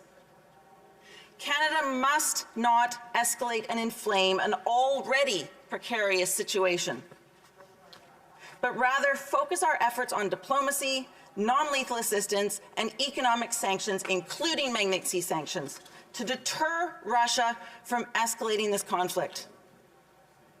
Mr. Speaker, I am worried about my friends, and I am worried about everyone in Ukraine. We cannot give Putin a further excuse to invade. We have to use every diplomatic tool we have, including sanctions, to prevent a devastating war that will cost lives. If Russia further invades into Ukrainian territory, Ukrainians will pay the price. Ukrainian civilians will be injured, displaced, and killed. Children and women in Ukraine will bear the brunt of this violence, and those impacts will be felt for decades or longer. UN Secretary General Guterres has urged the use of diplomacy, stating that there should not be any military intervention, but rather that diplomacy is the way to solve the problems. And the Undersecretary General for Political and Peacekeeping Affairs, Rosemary DiCarlo, repeated that any military intervention involving Russia or NATO alliance forces must be averted.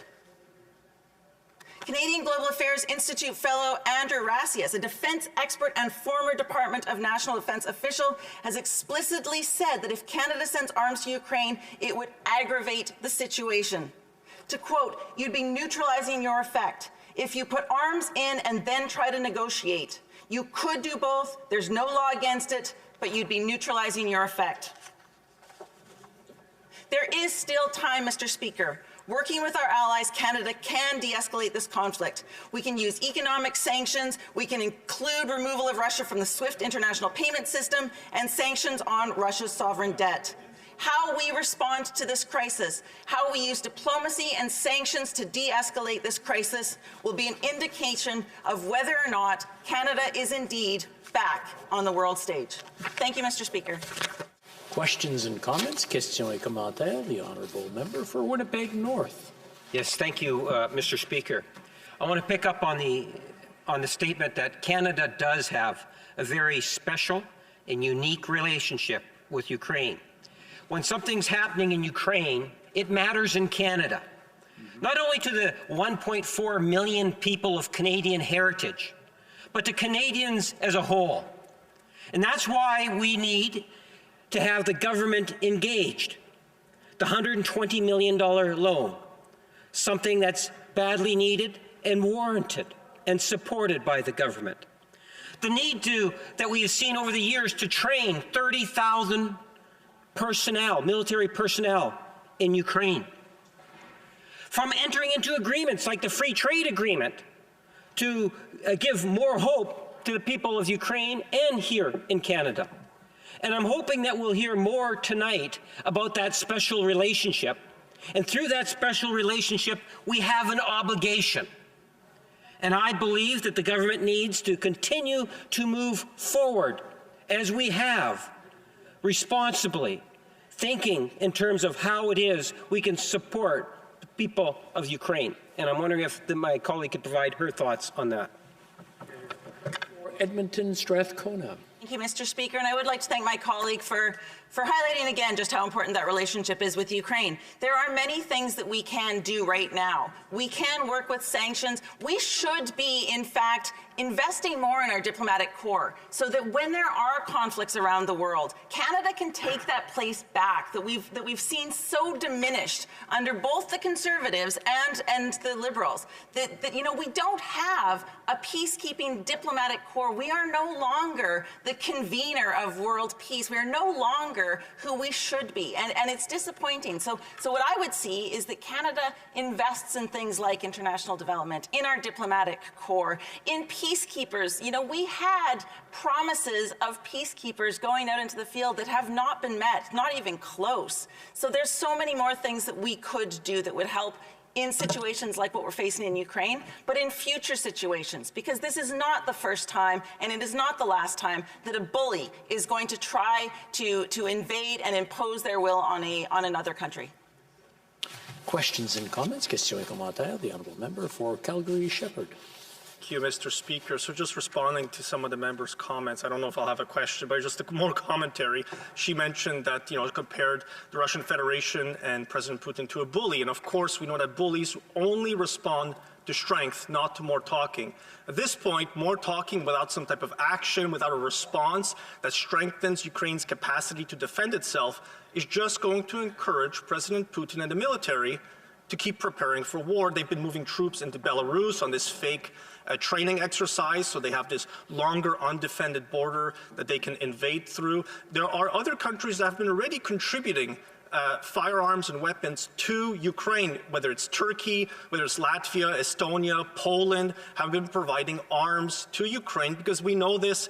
They need to defend themselves. They need to means to try and equalize the huge difference in forces between an all-weather, very professional combat force in the Russian military and Ukraine that is still trying to pick itself out of fighting an endless war with Russian separatists supported by the Russian Federation. More talk isn't going to achieve this. The bully isn't going to go away. The bully is just getting more arms, more people, more weapons to deliver a more crushing blow to the Ukrainian government. Member for Edmonton Strathcona. Thank you, Mr. Speaker, and I have to disagree with my colleague across the way. Hitting a bully is not the best way to deal with bullying. I mean, realistically, I have a 13-year-old son. I certainly wouldn't want the member advising him how to deal with bullying at his school. I think there are better ways for us to do that. There are more responsible ways to do that. And I would say that, for example, if you are dealing with somebody who is being aggressive and you punch them in the nose, it is not going to de-escalate the situation. It is not going to turn down the temperature. And to be perfectly fair, I'm not going to be in Ukraine. The member's not going to be in Ukraine. There are women, there are children, there are civilians that are going to get caught in the middle of this. So when he escalates this, those are the people that pay the price. Not him, not me, not anyone in this chamber. So we have an obligation to be responsible. We have an obligation to seek a peaceful resolution. Resuming debate, reprise du débat. The Honourable Member for Etobicoke Centre. Thank you very much, Mr. Speaker, and I'm proud to rise as part of this emergency Take Note debate on Ukraine and the buildup of Russian forces along its borders. I'll be sharing my time with the member for Parkdale High Park. A week and a half ago, I was joined by a number of my colleagues in requesting this emergency debate. And we thought it was important because we thought it was important that members from all parts of this country and from all parties have a chance to discuss and debate Canada's and the international community's response to this crisis that is so important not only to the people of Ukraine, but to our allies and to Canada. And I'd like to thank members from all sides of this House for supporting the motion for this debate. Just over 30 years ago, Ukraine declared its independence. And when Ukraine declared its independence, I was watching the news coverage with my grandfather, Ivan. My grandfather was a great Ukrainian patriot, and when he lived in Ukraine under the Soviet Union, he risked his lives on many occasions to try to defend Ukrainian culture and heritage and to enable Ukraine's independence. When Ukraine became independent, we were watching it on the news, and it was probably the proudest day of his life. And I remember my grandfather saying, and I was about 14 years old at the time, and I remember my grandfather saying to me, now that Ukraine is independent, we have to keep working to defend its independence. And I said to him, Dido, I called him Dido, I said, Dido, what are you talking about? Ukraine just declared its independence, the people of Ukraine want it, the international communities recognized it. You're wrong, the battle is over. You're wrong. I was wrong. In 2014, Russia twice invaded Ukraine, once in Crimea and then illegally annexed it, and then in eastern Ukraine. That war has raged to this very day, and 14,000 Ukrainians have died in that war, 1.5 million people have been displaced. In 2014, the world did not do enough. It did not do everything possible to deter an invasion, and it did not do everything possible to support Ukraine. Recently, Russia has amassed 100,000 troops on Ukraine's borders, along with significant military assets. This aggression is a major threat, not only to Ukraine, but to Canada and to our allies. An invasion of Ukraine would put Russian soldiers on NATO's eastern border. Just imagine the military and diplomatic and financial resources Canadians and other countries will have to invest to defend our NATO allies from a further invasion. It also puts Canada under threat. Russia is our neighbor to the north, and Russia has tried to claim parts of the Canadian Arctic for its own in the past. If we allow an invasion of Ukraine, I can only imagine the message that would send to countries that wish to invade their neighbors or change borders by force. I can only imagine the message that would send to Russia with regards to the Canadian Arctic. That is why Ukraine's security is Europe's security, it's the world's security, and it's Canada's security. And that's why I believe Canada and its allies must do everything possible to deter an invasion of Ukraine and to support Ukraine. Over the past 8 years, this government has done a tremendous amount to support Ukraine, and you heard the Prime Minister and the Minister speak to that. Last week, the Prime Minister announced a number of important initiatives, the expansion of Unifier, humanitarian aid, $120 million loan, etc. He also announced that Minister Anand would be traveling to Ukraine, she's there now, to understand what Ukraine's needs are. She's our Minister of Defense. And that all options are on the table. So I hope that we do everything possible, everything we can, to deter an invasion and to support Ukraine. You know, in 1991, that day with my grandfather, I was wrong. In 2014, the world was wrong. We cannot afford to get this wrong again. There is too much at stake. Ukraine's security is Europe's security, it's the world's security, and it's Canada's security. So let's take stock of what's needed.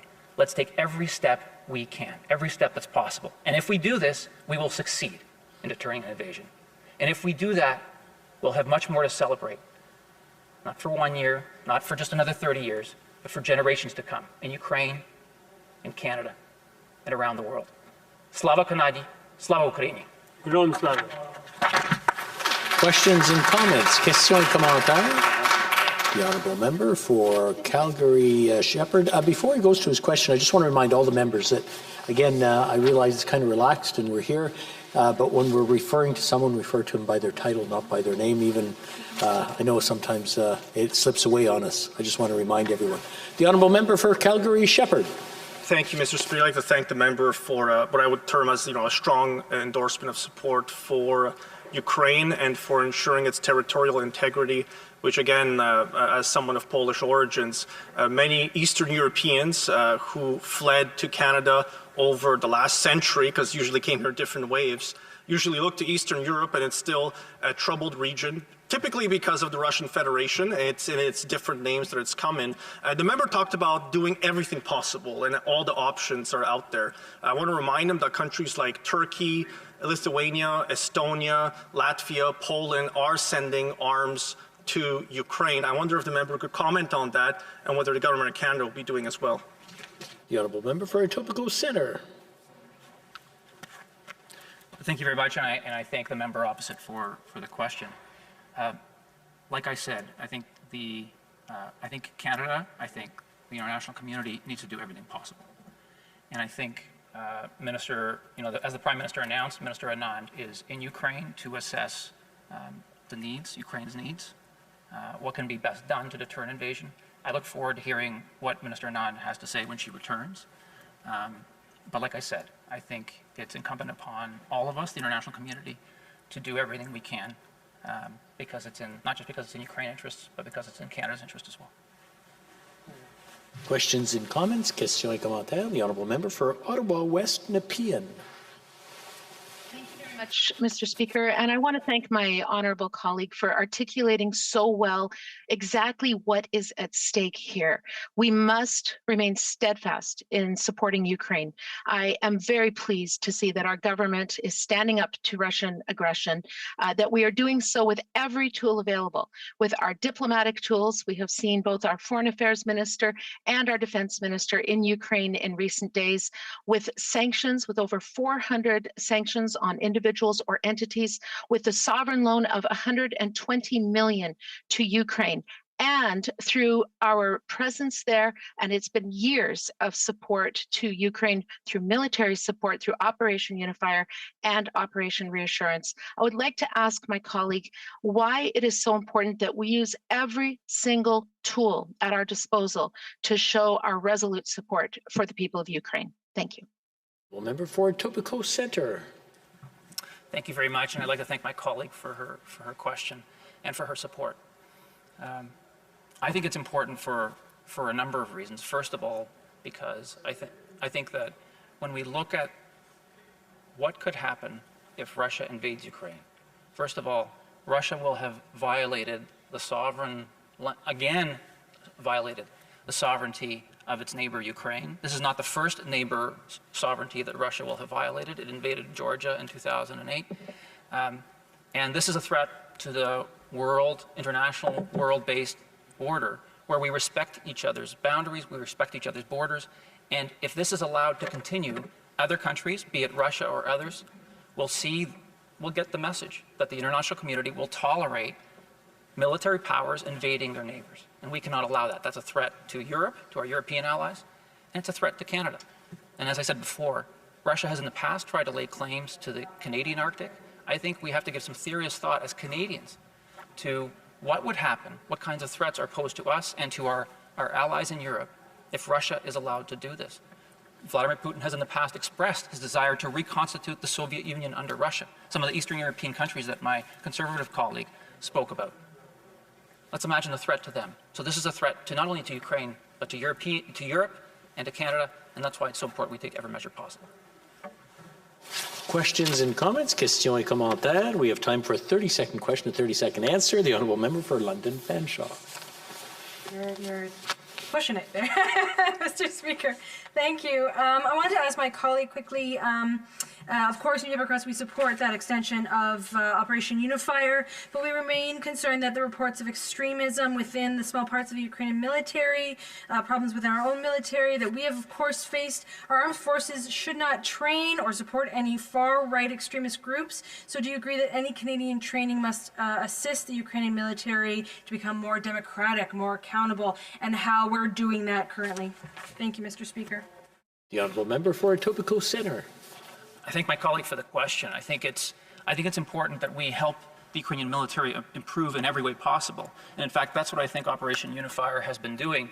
If we look back at all of the various elements of training that Operation Unifier has provided, it's not just combat training, it's leadership, it's integration, it's learning how countries with NATO, that are part of NATO, how their militaries operate. That's so critical for Ukraine because not only does strengthening Ukraine's military allow it to defend itself against these Russian invasions, but it increases the potential, the probability that Ukraine will be able to enter NATO. That cooperation, that integration amongst NATO allies is one of the things that makes this defensive alliance possible. So I think Unifier is an incredibly important mission. I think it plays an incredibly important role in the short term and also in the long term. Resuming debate, reprise du débat, the Honourable Parliamentary Secretary to the Minister of International Trade, Export, Promotion, Small Business and Economic Development. Thank you very much, Mr. Speaker. Just today on January 31st here in Ottawa, I just want to reference something at the start of my comments. I agree fundamentally on the importance of protest and free expression in any democracy, but I also agree that we must all denounce hatred and vilification. Things like wavings of swastikas and Confederate flags are jarring at all times, particularly on the 5th anniversary of the Quebec mosque shooting and days after International Holocaust Remembrance Day. Equally jarring is seeing people dance on the tomb of the unknown soldier. The National War Memorial is dedicated to those veterans who paid the ultimate sacrifice to give us the freedom to do things like protest. Those veterans deserve our respect because they died fighting authoritarianism. This brings me to authoritarianism right now, Mr. Speaker, and what we are witnessing in Eastern Europe and that of Vladimir Putin. Let's make no mistake, the aggressor in this context is Russia. It is Russia who invaded and annexed Crimea illegally. It is Russia who invaded Donbass 8 years ago, and it is Russia who now is the aggressor, amassing troops, 100,000 troops, on Ukraine's eastern and northern borders. Our support of Ukraine is steadfast. That is not a partisan issue, thankfully, in this chamber. It is based on our long and steadfast history. In recent years, it has meant things like Operation Unifier, things like Operation Reassurance. It has meant sanctions under Magnitsky legislation. It has meant things like the Canada-Ukraine Free Trade Agreement. In the last several weeks, literally in the last 14 days, Mr. Speaker, that bond has ramped up. And what have we done? What actions, concrete actions, have been taken? Because this has been put into some debate on the part of the official opposition. We have sent HMCS Montreal to the Mediterranean as part of Operation Reassurance. That left Halifax 2 weeks ago. We've had the Minister of Foreign Affairs in Kiev. The Minister of Defense is in Kiev as I speak, Mr. Speaker. We have sent $50 million in humanitarian assistance, something that the NDP has injected into this debate, rightfully, about assisting on the ground. That is being done with Canadian federal dollars. We've provided sovereign loans to the tune of $120 million, something emphasized by the Minister of Foreign Affairs. We've not just renewed Operation Unifier, we've expanded Operation Unifier. We're providing military equipment. We're also addressing something that is brand new, which didn't exist at the time that the official opposition was in government, things like cyber threats and addressing cyber threats and using Canadian know-how to team up with Ukrainian know-how to better assist in that particular aspect of the fight. We've launched a renegotiation of the Canada-Ukraine Free Trade Agreement. I was happy to participate in that launch with the Minister of International Trade. Why does this matter, Mr. Speaker? It matters because, as you've heard from my colleague from Etobicoke Centre, the security of Ukraine is the security of Europe, the security of the world, and ergo, Canada's security. And it matters to Canadians. We've heard the member opposite from Calgary talking about his own Polish background. We know that I represent, for example, Polish Canadians and Ukrainian Canadians. For any person in this country who is either from Eastern Europe or has ancestry in Eastern Europe, they know what Russian aggression looked like under the Soviet Union, and they're seeing it again now. And it is causing them considerable anxiety to which we must respond as a nation state. And what is at stake, Mr. Speaker? It is the sovereign ability of any nation to determine on its own about its security arrangements and make independent decisions about how to protect its citizens. And to those who say Canada is a small player and the actions it takes will be inconsequential, I say you are dead wrong. You are dead wrong because Canada can lead and has led. How have we led? When we deliver $120 million in sovereign loans, the EU then follows with additional money in sovereign loans because they see Canada leading by example. You've heard Jens Stoltenberg, the Secretary General of NATO, reference that leadership of Canada. That is what we need more of, Mr. Speaker. That is why we called I called, together with a member of Etobicoke Centre and 6 of my colleagues, for this debate this evening. And what I pledge in this chamber right now on behalf of my constituents and on behalf of the Canadian people is that we need to continue to do more. And what more can be done, Mr. Speaker? 2 things more can be done. We can address economic sanctions as a package, and we can address economic sanctions now. We need to demonstrate to a person like Putin that the cost of potentially going to war is far more expensive than the cost of peace. And lastly, we must address Ukraine's defense where it is needed, and where we can provide assistance to defending Ukraine, we must do so, including things such as providing electronic jamming equipment, which I understand the Ukrainian Minister of Defense has recently put in a request for. Those are the types of things that I will advocate for in this chamber, I will advocate for with my government, and I will advocate for on behalf of Ukrainian Canadians whom I represent. Дуже дякую, Mr. Speaker. Thank you. A commentaire, questions and comments. The honourable member for Calgary-Shepherd. Thank you, Mr. Speaker. So I want to thank the member for what I also think is a speech in strong support of the right of Ukraine to its self-determination and its borders as well. As I've asked the other member before, I mentioned there's a series of countries that have actually offered and already transferred weapons and arms to Ukraine in an effort to try and bolster their military forces in order to act as a deterrent to the Russian Federation potentially invading into different parts of Ukraine and prolonging the war that they've been fighting with them for several years right now. Will the member perhaps, explain the government of Canada's delays in sending arms as well from Canada to Ukraine in support of our allies there to ensure that they can defend themselves against Russian aggression? Thank you. Honorable secrétaire parlementaire du ministre du Commerce international, de la promotion et d'exploitation des petites entreprises et du développement économique. Merci, Monsieur le Président.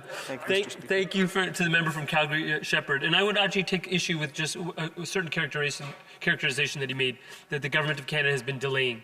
The fact that I was able to list about 5 different initiatives we've taken in a 14-day span, I think, is the antithesis of delay. I think we've taken direct action. And most notably, what I would say to him is that the issue of providing assistance to defend Ukraine is a live one.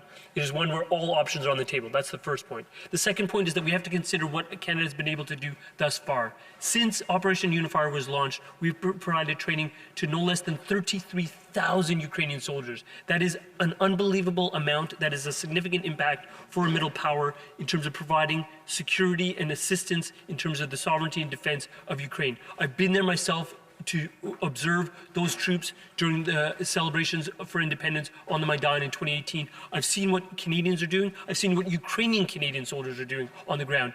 It is needed, it is wanted, and it is respected. And that's more of the type of contribution that we need to see. Merci beaucoup. Question et commentaire, l'honorable député de Saint-Jean. Je remercie mon collègue pour son discours. On a entendu les membres du parti au gouvernement à plusieurs reprises mentionner que ce qui était crucial, ce qui était vraiment au cœur de l'enjeu, c'était la diplomatie et la dissuasion. Sur l'aspect de la diplomatie, plusieurs ont critiqué le gouvernement, notamment en prétendant qu'ils utilisaient un peu trop le soft power dans des circonstances qui ne prêtaient pas à ça. Et les gestes qui sont posés appellent peut-être aussi une certaine confusion. Les Ukrainiens se plaignent qu'on ne répond pas à leur demande d'armes et qu'on le fait trop tard. La Russie accuse le Canada d'être un peu trop alarmiste en retirant son corps diplomatique. Est-ce que mon collègue, une question très simple, est-ce que mon collègue a une suggestion de quelque chose qui aurait pu être fait mieux au niveau diplomatique, puisque c'est le cœur de l'enjeu pour eux? Honorable secrétaire parlementaire. C'est une bonne question et très franchement, au niveau diplomatique, il faut avoir une approche plus uniforme en termes des alliés de l'Ouest. Disons que, par exemple, on n'a pas inséré la question de Nord Stream 2 dans ce débat ce soir. Germany is reliant upon Nord Stream 2 as a source of energy. This is causing some division among Western nations. We know the European Parliament, we know areas like Poland, Latvia, Lithuania, and Estonia are against Nord Stream 2.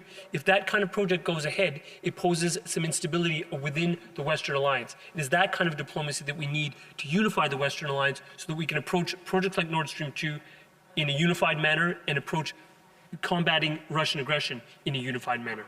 Merci beaucoup. Questions and comments. The honourable member for London Fanshawe. Thank you, Mr. Speaker. I have quite a strong community in London from the diaspora, the Ukrainian folks there. And Daria, the president of the London chapter of the Ukrainian Canadian Congress, brought to me her concerns directly. And I was wondering, considering he has such a diverse community, I would like to hear maybe some of the concerns from his community directly on how they're responding to what's ultimately going on and the government's response to that. Thank you, Mr. Speaker. The Honourable Parliamentary Secretary. Thank you, and I thank the member from London Fanshawe for her question. And what I'm hearing from constituents in my community is the anxiety and fear and concerns about action and wanting as much action as possible, as quickly as possible. And I'm hearing from the Ukrainian Canadian Congress, the president of the Congress lives in my riding, for example. But what I'm also hearing is that when people misconstrue what is actually being provided, misconstrue the situation among the Ukrainian armed forces, it doesn't help matters much. And I'm going to return to a comment that was raised earlier about the member from Winnipeg South and the very volatile comments that she made, which unfortunately still exist on Twitter as I speak. So yes, an apology has been made by the leader of the NDP, but the fact that those tweets remain on the record for the member from Winnipeg South is not constructive to the conversation or the support of Ukraine.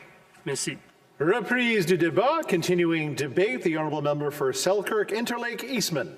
Well, thank you, Mr. Speaker. I'll be splitting my time with the member from Renfrew, Nipissing, Pembroke.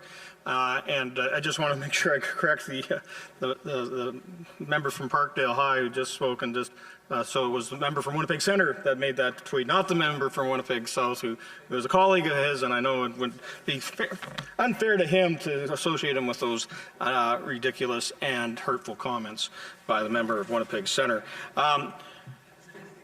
Mr. Speaker, I know that all of us here, first and foremost, stand in unity with Ukraine, and I know that we all stand here to denounce the aggressive escalation of actions taken by Vladimir Putin and the Russian Federation. We all know that Putin is provoked by weakness, and that's why it's so important that we all come together and stand in unison to denounce how the Russian Federation has tried to force NATO's hand, is using Ukraine as a bargaining chip in all this, prepared to invade again Ukrainian sovereign territory on top of the illegally occupied lands that they're in Donbass and Crimea, which we'll always see, especially us on the conservative benches, will always see those territories as Ukrainian sovereign lands. And never acknowledge that they are Russian, even though they have their forces holding gunpoint to the citizens in Crimea and Donbass.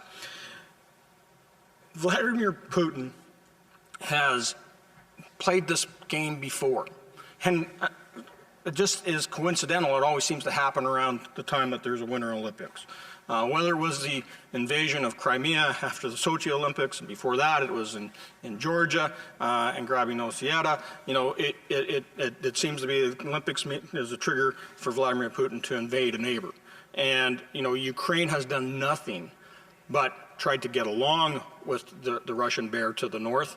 They have wanted to definitely see more integration with the European Union, with NATO and their Western allies.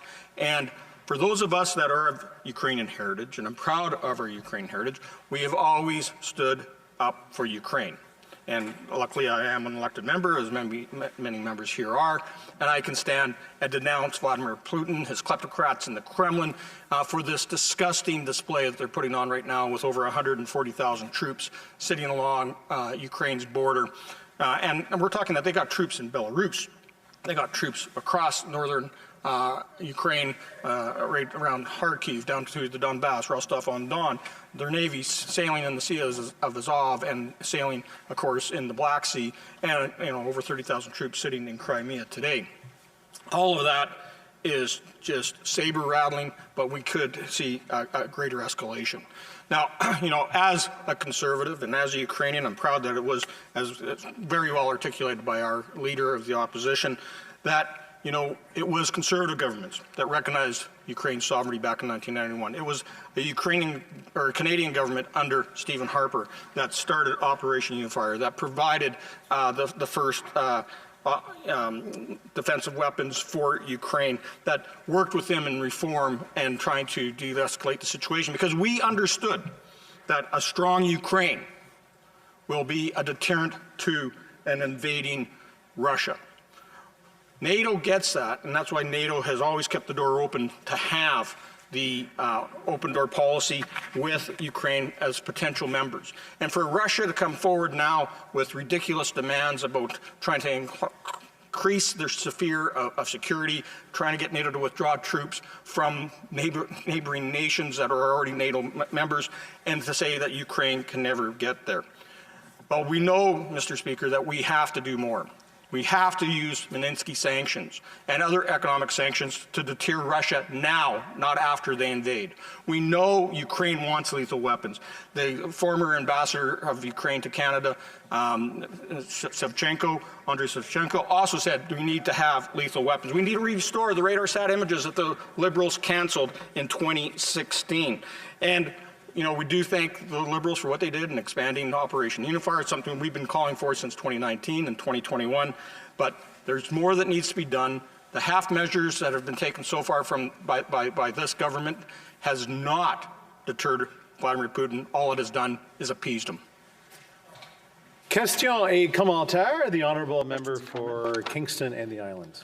Thank you very much, Mr. Speaker, and I want to thank the member from Selkirk Interlake Eastman for his intervention today. He certainly knows a great deal about this topic, and I've always respected everything he's had to say, and I've indeed learned a lot from him on this file. We used to sit on the Defense Committee together, at least I used to be there, I imagine he still is, and we had the opportunity to travel to Ukraine a number of years ago, and one of the things that I felt so inspired by as a Canadian was that when we were there, we heard stories. I remember the member and I sat with amongst other people, the chair of the Defense Committee of Ukraine, who told us other countries were coming to support Ukraine because Canada was there. Canada played this incredible leadership role in being able to mobilize and encourage other countries to get involved and to be part of that presence in Ukraine. Can the member comment as to his thoughts on how Canada's role goes beyond, at times, just monetary and other asset resources? The honourable member for Selkirk Interlake Eastman. Speaker, I thank the colleague for the question, and yeah, that was a great trip to actually go over there and see how our military was working with and training the Ukrainian Armed Forces and the Ukrainian National Guard. I want to thank all those members of the Canadian Armed Forces over the past 8 years that have been going back and forth to Ukraine and working with them. By training Ukrainian troops, we have made them not just better soldiers, we have helped save lives. And we know that more of that needs to be done. But that's why we started calling back in 2018 for a long-term expansion and extension of Operation Unifier. And we also have been calling for, since 2018, as Conservatives, to provide lethal defensive weapons because Ukraine has asked for them. Our other allies have provided them. Why isn't Canada? Questions and comments? The honourable member for Edmonton Strathcona. Also would like to thank the member for his comments. I've worked with him in the Canada-Ukraine Friendship Group, and he is extremely knowledgeable about this topic, and I as well have learned a great deal from him. Earlier in the year, we were on a television interview together, and he brought something up, and it's been sitting with me for a very long time. And as I listen to Conservatives talk about how we need to escalate, how we need lethal weapons, how we need to amp up this war talk, my thoughts go back to when he said that the Conservative government would cede not 1 inch. And I just want to know, how did that work out in 2014? Because you know what? That was the government of the Conservatives, and it was more than 1 inch. And I'm wondering why he thinks that the Conservative government that was not able to prevent the invasion of Ukraine in 2014 will be able to prevent the invasion with the exact same rhetoric in 2022. The honourable member for Selkirk Interlake Eastman. Our rhetoric, Mr. Speaker, needs to be strong. It's one thing that Vladimir Putin understands. And there's only one person that's talking about war in Ukraine, and that's Vladimir Putin. What we're talking about, and what the Ukrainian-Canadian community is talking about, and what the people of Ukraine are asking for, is the ability to defend themselves. They are prepared to go and do the street fighting if Russian soldiers march over the border again and try to grab more Ukrainian territory. And we want to make sure they have the ability to do that, to protect their homeland, to protect their families, to protect their communities, and to not provide those lethal defensive weapons with only providing, empty rhetoric. We have failed them. And it's time for us to stand up and do the right thing and stand with our friends, families, and ally in Ukraine. A commentaire, very short one. The honourable member for the Etobicoke. I'm looking at the wrong side, but there you go, the Etobicoke Centre.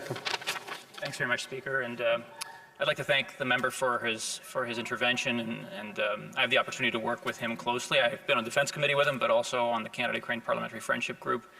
I was a little bit surprised at one moment during his speech when he talked about how the Conservative government sent lethal weapons to Ukraine. The Conservative government didn't send lethal weapons to Ukraine.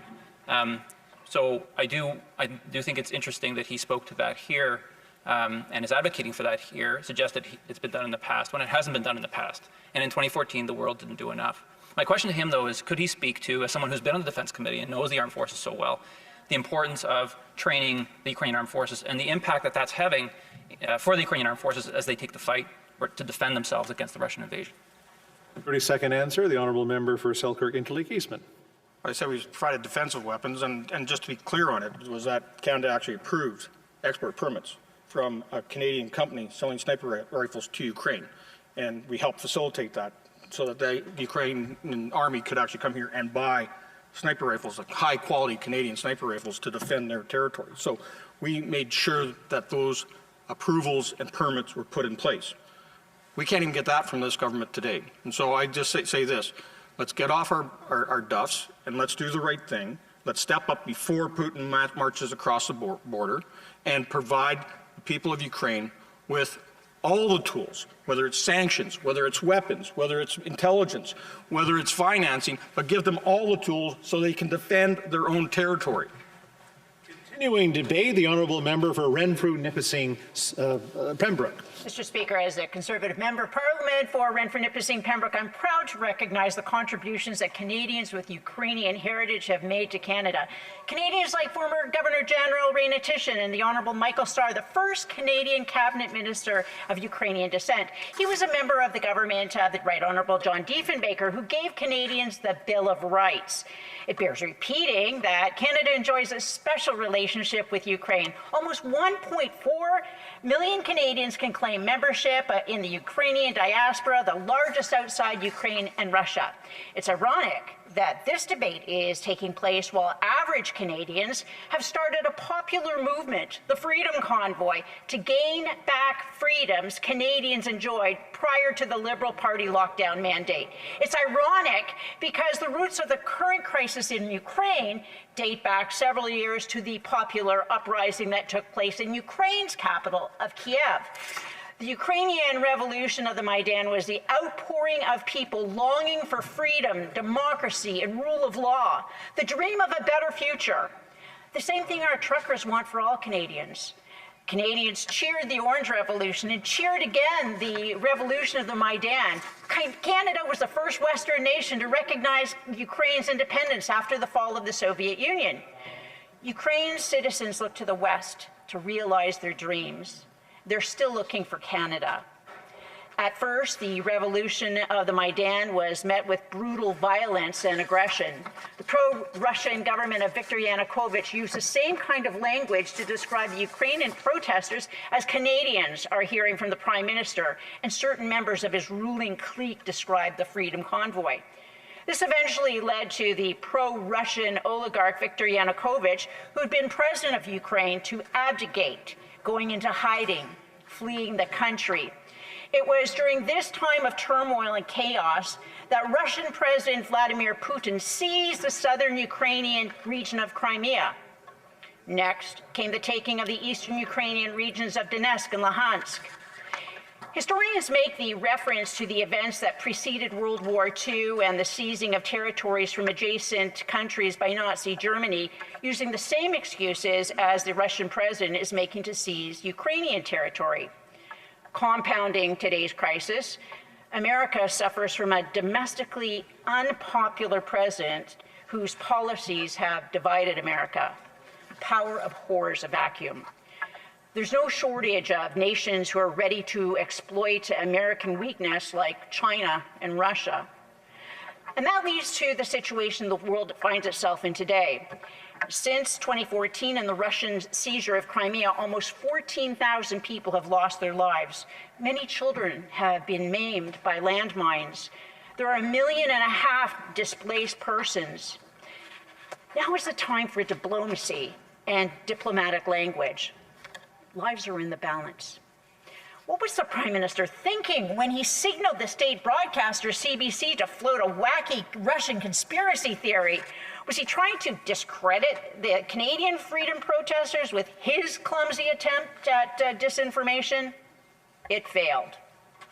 Once again, the Prime Minister is the object of scorn and derision, not just among Canadians, but around the world. All the world is watching Canadians and the protest outside. So far, the Russian media has been content to ridicule the leader of the Liberal Party. The people of Ukraine do not need the Prime Minister saying or doing something foolish. We know from the experience of World War I how quickly a seemingly minor, unrelated action can trigger a chain of events too horrible to think of. There's no denying that we live in a disturbingly anxious and contentious times. Apocalyptic assertions of climate change by the Environment Minister, ignorant tirades, public shaming tactics, and crude weapons of moral accusation by the Prime Minister have increasingly taken the place of rational discourse.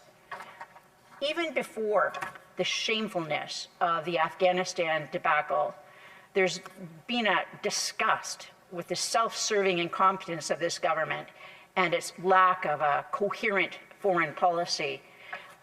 The time for half measures has long passed. Ukraine needs Canada's support. The Prime Minister and his deputy have let them down. Questions and comments? Question et commentaire. The honourable member for Kingston and the Islands. Notwithstanding, I had a very difficult time following the logic there, and I'm sure if we'd given her another 5 minutes, maybe we would have had this connected back to Area 51 and aliens, Mr. Speaker. But my question for the member is, Mr. Speaker, is she was in Ukraine with me together about 3 years ago when we were on the Defense Committee together, and she heard Ukrainians, the chair of the Defense Committee in Ukraine, talk about the incredible contribution that Canada makes to Operation Unifier and Operations Reassurance. Can she somehow justify for me why it is that she has such a different view of it from the realities of what we actually heard together when we were there? Member for Renfrew, Nipissing, Pembroke. So, Mr. Speaker, I do know that I recall when we first decided to do Operation Reassurance and Operation Unifier, and how the people were very happy. In fact, we even were instrumental in setting up the Center of Excellence, Stratcom, in Latvia for the misinformation that was being perpetuated by the Russians. But I'm afraid to say the member opposite's memory isn't quite that great, although I would have loved to have been in Ukraine with the Defense Committee. At that time, I was unable to. So I was with you there in spirit, Mr. Speaker, but I hope to be there one day in the future when they are enjoying peace throughout the land. Question et commentaire. The honourable member for, I'll get it in a second, Moose Jaw, Lake Centre, Lanigan. Thank you, Mr. Speaker. I want to start this off by feeling like I'm back in university. I spent a number of years at King's College, University of London in England, studying war studies. And the history of Ukraine and the history of Russia and the geopolitics in this is a very long history. And we have to recognize the Ukrainian people and their sacrifice during World War II to liberate us from potential Nazi oppression. Over 8 million people sacrificed their lives. They were sacrificed by a nation, Russia, that didn't really care for them. And so I would ask my colleague if she would agree with me, because I'm afraid that the narrative's been taken away and been put on Russia where they're trying to defend themselves. You don't defend yourselves by expanding your borders and using another nation as a pawn. Would you agree with that? Member for Renfrew, Nipissing, Pembroke. First of all, Mr. Speaker, I'd like to thank my honourable colleague for his service in the Canadian military and his academics on this subject. Yes, I do agree with my colleague, and I have nothing but courage and look to the actions of the Ukrainian people and their indomitable spirit to go ahead and create a land and live in a land that is free. Questions et commentaires, questions and comments. The honourable member for Etobicoke Centre. Thanks very much, Mr. Speaker. And I was listening intently to the members' remarks, and I think a lot of members during this debate have spoken about the need to deter Russia's further invasion of Ukraine. And I'm wondering if the member could speak to the steps that she believes Canada and the international community need to take to deter a further invasion of Ukraine. Honourable member for Renfrew, Nipissing, Pembroke. Thank you, Mr. Speaker. I think that we continue showing our support, training the troops there, making sure that one of the things we could do is provide them with the radar sat imagery so they could see more clearly what is forming in front of them and protect themselves more fully. Questions and comments? Any last one before we move on? Sure, the honourable member for Etobicoke Centre. Thank you. And I'm just following up on that question. One of the things that's changed so much since 2014 for the Ukrainian military is its capabilities. And much of that capability has been developed through the support of its partner countries, like Canada through Unifier, but like the United States, the UK, and others who have training missions. I wonder if the member could speak to whether she believes this aspect has been important in helping the Ukrainians strengthen their position in defense of their country, and whether this is an important aspect of deterrence as well. Renfrew, Nipissing, Pembroke, very short answer. Mr. Speaker, the Ukrainian people are facing a military from land, sea, and air, on land alone, of upwards of 130,000 troops. Their numbers are far smaller, and I'm confident that what we have done in the past is helping them greatly, but 2014 came as a total surprise. In fact, I was at a NATO meeting at that time, and they were all enjoying the peace dividend. That was a warning. During that night, little green men came across the border, and everybody was shocked. So now we shouldn't be shocked when it happens. If it happens, we still pray that calmer minds will prevail, but we are with the people no matter what. Continuing debate, the Honourable Minister of International Development and Minister responsible for the Pacific Economic Development Agency of Canada. Mr. Speaker, before I continue, I'd like to indicate that I will split my time with the Honourable Minister of Tourism. Mr. Speaker, it is essential that we continue to support Ukraine in the days ahead. That we remember that we are not only supporting a nation, we are supporting its people. People who are living with the uncertainty of a potential invasion. People who continue to struggle to build their democracy in the shadow of Russian threats. And those people who continue to be affected by the humanitarian impact of the ongoing conflict in Eastern Europe.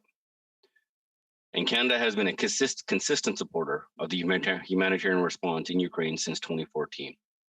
Our humanitarian assistance provides support to the people most affected by this crisis, including those in non-government controlled areas in the Restrictions have separated the population from the rest of Ukraine, many of whom are underemployed or elderly and find themselves cut off from the social services such as healthcare and their pensions. Through our experienced humanitarian partners, including the United Nations agencies, international communities, and the International Committee of the Red Cross, Canada has sought to address the basic needs of Ukrainian people to protect civilians living near the contact line and to respond to increased needs due to COVID-19. And since 2014, Canada has provided over $49.5 million in humanitarian assistance funding to the Ukrainian people, making us the fourth largest single country donor of humanitarian assistance funding to Ukraine. Now, this funding is having a real impact on the ground. In 2020, we helped support 69 health centers, provided water and shelter assistance to over 1.4 million people, increased food consumption for over 220,000 people, and boosted food production for over 32,000 people. And we are prepared to do more. And last week, our government announced that we'll provide $15 million in new humanitarian assistance to support humanitarian partners to respond with the flexibility a situation in Ukraine that Ukraine requires. Our assistance will focus on priorities that matter to the people on the ground, ensuring people's access to basic services, to health, water and sanitation, shelter, and food security. The increased assistance will also strengthen protection, including for the almost 1 million individuals who remain internally displaced. We will provide advocacy and support for freedom of movement for the families that remain separated by the contact line, in many cases unable to even communicate with family members cut off from them because of the conflict. Our support for the immediate humanitarian needs of those affected by the conflict in Ukraine is complementary to other long-term development and security support that is also supporting Ukraine's resilience in the face of continued escalation of Russian aggression. And since 2014, in addition to our support of humanitarian assistance, Canada has provided over $250 million in bilateral development assistance to support Ukraine to advance democracy, rule of law, gender equality, and the empowerment of women and girls and sustainable economic growth. Through this development assistance, we have supported rural women entrepreneurs to improve their agricultural production, business, financial management, generating economic opportunities for the most vulnerable, people living in rural conflict-affected areas. We have fostered a vibrant and diverse civil society landscape in Ukraine that can play a vital role in building functioning democracies, upholding the rule of law, access to justice, and promoting and protecting human rights. We have ensured that women's voices are heard by helping local women's organizations and networks to promote women's rights, advance gender. Now, in the face of this aggression, Canada is increasing development assistance by up to an additional $35 million. This support will fund strategic peace and security initiatives that respond to the evolving needs on the ground. These initiatives will work to strengthen community resilience and mitigate the drivers and impact of instability. Our increased development assistance will also help improve the crisis management and emergency response capacity in Ukraine.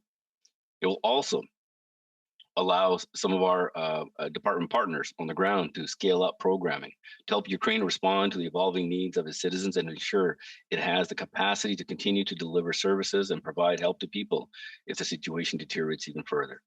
It will also enhance our support to civil society, including independent media and human rights activists. Our development aid, of course, does not exist in isolation, but in part of a consolidated Canadian effort to help the government of Ukraine build its economic capacity.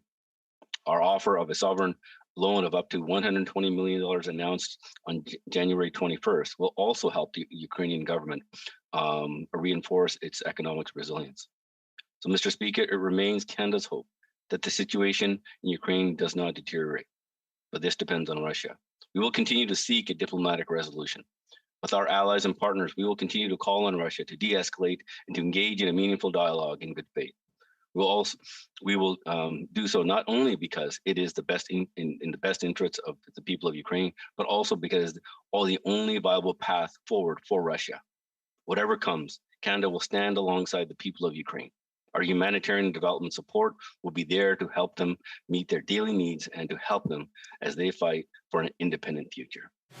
Questions et commentaires. Questions and comments. The Honourable Member for Calgary-Shepherd. Thank you, Mr. Speaker. So I'd like to thank the Minister for, I guess, taking part in this debate and kind of explaining Canada's humanitarian help to Ukrainians. He talked about civic institutions, how important it is to build them in Ukraine. One of the things he mentioned is media, and we know there's a large disinformation campaign being run by the Kremlin through different outlets. And, closer to home, we have one of these outlets operating right here in Canada. It's called Russia Today. It is a 24-hour pro-Putin, pro-Kremlin, whatever the Russian government thinks it wants to spew into our airways. It gets carrier rights. So while we're also helping overseas to try and limit the damage that these disinformation campaigns can cause to sap the morale and the strength of civic society to resist in these types of situations, I wonder if the Minister would agree that Russia Today doesn't belong on Canadian airways either. The Honourable Minister of International Development. Mr. Speaker, we have been concerned about Russia's hybrid warfare tactics and the methods that they have been using when it comes to misinformation. The cyber attacks that occur, and especially disinformation that comes within Canada.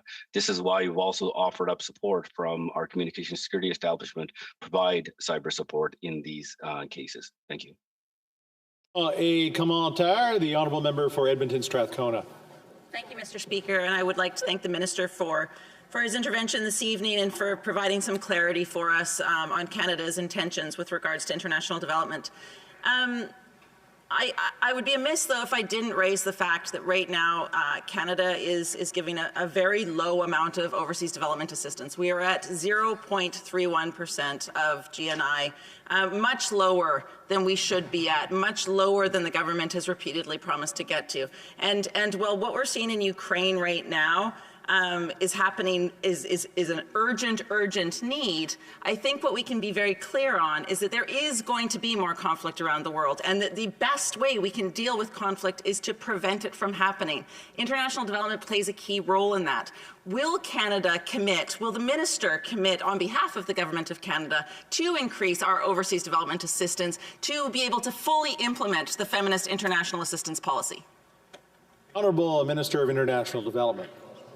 Mr. Speaker, I agree with the honourable member that it is very important for all of us to work towards preventing conflict. This is why our government has increased our international development funding, and the speech from the throne has also mentioned this. I look forward to working with the member to look at other conflicts, but in particular in Ukraine, we have stepped up, and we will look at other opportunities as the situation changes. Thank you. Questions and comments. The Honourable Member for Montarville. Merci, Monsieur le Président. J'aimerais remercier le ministre de son intervention que j'ai franchement trouvé très rafraîchissante.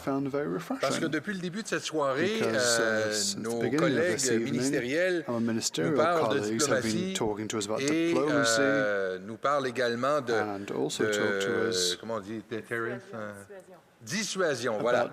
Mais dans les faits, il nous parle davantage de dissuasion que de diplomatie, tout en ne disant pas véritablement de quelle façon il compte s'y prendre pour assurer cette dissuasion.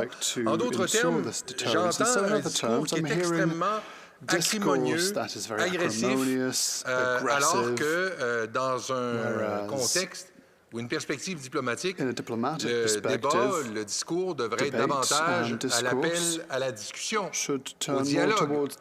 Or, ce que j'entends de la part du ministre, c'est enfin d'investir davantage dans le soutien des populations qui vivent des situations difficiles, entre autres occasionnées par les pressions qui découlent de la présence, de l'omniprésence russe à la frontière et dans la vie quotidienne des Ukrainiennes et des Ukrainiens. Mais d'une façon concrète, un peu comme le disait ma collègue du Nouveau Parti démocratique, qu'est-ce qu'on entend faire? Qu'est-ce qu'on entend faire au-delà des mots pour véritablement aider les gens qui en ont besoin sur le terrain? Merci, Monsieur le Ministre du Développement international. Thank you, Mr. Speaker, and I thank the member for the very important question. Our government's response is a comprehensive one. I've had the opportunity to visit Ukraine on many occasions. I'm very proud of the time that I had there. I had the opportunity to attend President Zelensky's inauguration. And in fact, I actually took my daughter to an event in Toronto where the president spoke, because this is an all-Canadian effort. And so, yes, we are very proud of the work that we're doing with Operation Uniform, very proud of the work when it comes to trade, but we're also, the development support is so needed right now, and we will continue to evolve our support as the situation changes. Thank you. Continuing debate, the Honourable Minister of Tourism. Well, thank you very much, Mr. Speaker, and I appreciate the opportunity to join in this important take note debate this evening. This debate comes at a moment of deep anxiety for people across the country. It's Ukrainian Canadians across the country fear for their friends and their family back in Ukraine. As an MP from Edmonton, I've spent my whole life surrounded by the beauty of Ukrainian culture, growing up with Ukrainian speakers, Ukrainian friends, Mr. Speaker, and it's an essential part of the tapestry of our community. And at this time, it's crucial that we stand with them, with our Ukrainian friends, and with the entire diaspora around the world. And I think it's important for us to make it very clear that the situation itself is clear and stark, that Russia is the aggressor and Ukraine is the victim. Russia's military buildup recently announced joint military exercises with Belarus, hybrid attacks on Ukrainian government websites, propaganda and disinformation campaigns, and its weaponization of energy represent a direct threat to the Ukrainian people. This is also occurring against a backdrop of Russia's ongoing aggression against Ukraine, including its attempted annexation and illegal occupation of Crimea in 2014, its support for military formations in eastern Ukraine, and human rights violations.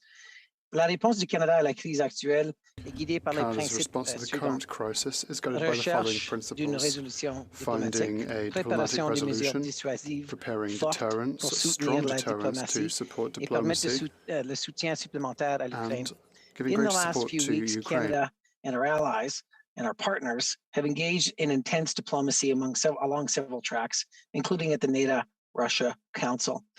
Toutefois, nous ne transigerons pas sur les principes fondamentaux de la souveraineté, We will de continue to fight l'autodétermination for et du sovereignty droit d'un pays à and tracer sa propre voie. self-determination, Ces the principes right for a sont country inscrits dans la Charte to des determine Nations its Unies own et ne sont future, pas which is in the UN At Charter. NATO's North Atlantic Council meeting on January 17th, we offered Russia 3 new meetings to discuss NATO-Russia relations, the security situation in Europe, as well as risk reduction, transparency, arms control, disarmament, and non-proliferation. Russia has yet to accept any of these meetings, Mr. Speaker. La ministre des Affaires étrangères s'est récemment The rendue à Minister Kiev, of Foreign à Affairs Paris recently et à went to Bruxelles Kiev, to pour Paris and continuer à Brussels faire in order avancer to les continue efforts to continus progress du Canada en vue continued d'une efforts solution from Canada diplomatique à la with a crise. view of finding a And diplomatic in her solution to meetings the with crisis. Ukraine's President Zelensky and Foreign Minister Kuleba, the minister underscored Canada's steadfast commitment to Ukraine's sovereignty, territorial integrity, and independence.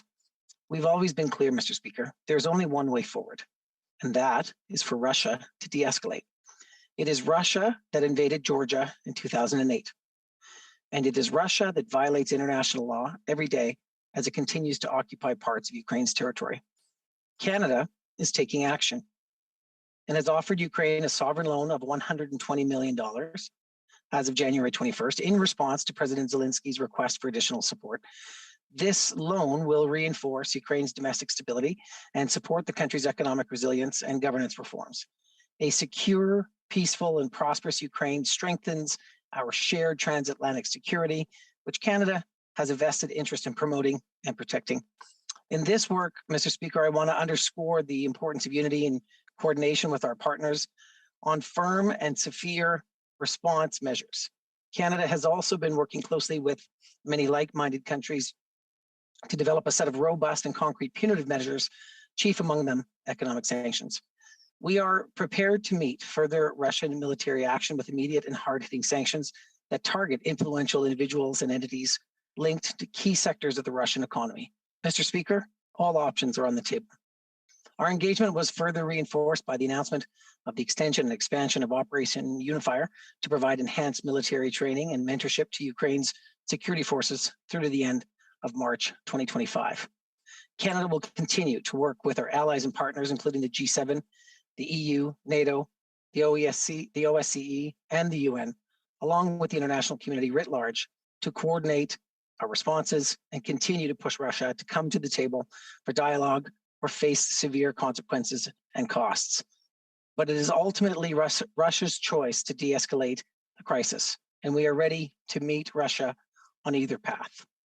We urge Russia to adhere to its international commitments, including those under the OSCE Helsinki Act, the OSCE Vienna document, and the Minsk Agreement for a peaceful resolution to the conflict in eastern Ukraine.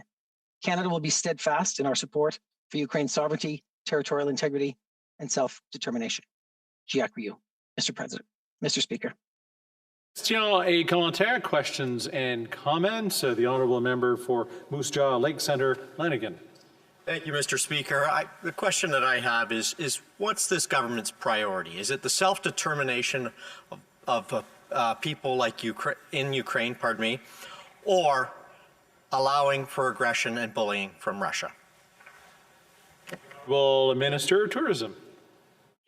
Mr. Speaker, I think the stakes are very stark in this conflict, and I think it's pretty clear to us on the government side that this is a battle against of authoritarianism versus democracy. And I know personally, Mr. Speaker, that I think this is the biggest test for Western democracies in my lifetime. And we need to stand together with our partners in Western and Eastern Europe against Russian aggression. And the world is watching. And we need to get this right. And we are steadfastly committed to a peaceful, de-escalated resolution to this situation. And we must not stand for increased Russian aggression in Ukraine. Questions and comments. Question et commentaire. The honourable member for London Fanshawe. Thank you, Mr. Speaker. New Democrats have called for many of and support many of the actions that are being taken by the government.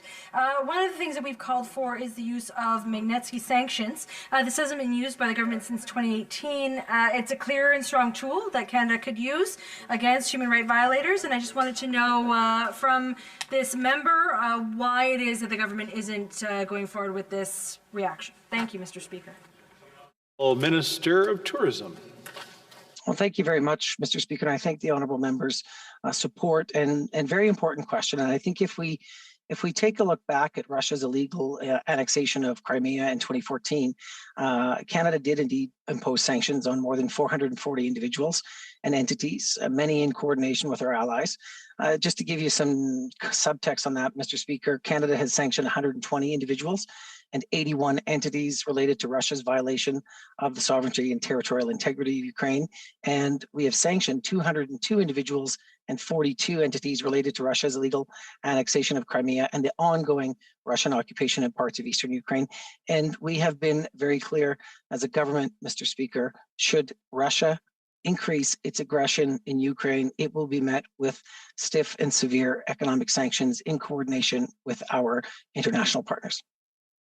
Question et commentaire, l'honorable député de Outremont. The honourable member for Outremont. Thank you, Mr. Speaker. And I would like to highlight, as many have done, the important contribution of the Ukrainian Canadian community to building the prairies in Alberta, and that community continues to add so much to the vibrancy of the prairies. I wonder if the minister could comment on what he is hearing on the ground. We know that in Alberta there are 370,000 Ukrainian Canadians living in the province. I am sure that the minister is bringing their voices to cabinet, and I would like to hear from the minister what specific requests are they making to him, and would they like to see from our government? The Honourable Minister of Tourism. Thank you very much, Mr. Speaker, and I thank the Parliamentary Secretary to the Minister of Tourism and Associate Minister of Finance for the very kind question. And I see that the Member of Parliament for Winnipeg South is there, even with his hand up. And I have to say, Mr. Speaker, that he was the moderator of a very moving and important conversation, a town hall, a Zoom town hall that we held across the West with the Minister of Foreign Affairs, the Deputy Prime Minister, the Minister of Emergency Preparedness, the MP for Winnipeg South Centre as well. We had 500 people in that Zoom. And I mean, 130 some years of waves of immigrants of Ukrainians means that if you're in the West, you probably eat holubchi, you eat petahe. Like I go to French Canadian weddings, and I can tell you, Mr. Speaker, that Ukrainian food is a staple, and it's because we're all knitted together, and the community is nervous. It's frightened. It's afraid for the people and the family that they have in Ukraine, and they have asked us to stay very close to what the Ukrainian government has asked us to do. That is why. Look, in maybe a historic amount of time, our government was able to deliver on the $120 million loan. And I thank the Deputy Prime Minister and Minister of Foreign Affairs for that. So we are going to watch the situation carefully. We're going to stay very closely connected to community leaders like the Ukrainian Canadian Congress, both here in Edmonton, in Calgary, in Alberta, across the West and across the country. Continuing debate, the honourable member for Wellington, Halton Hills. Thank you, Mr. Speaker. Mr. Speaker, I'll be splitting my time with the member for Lakeland.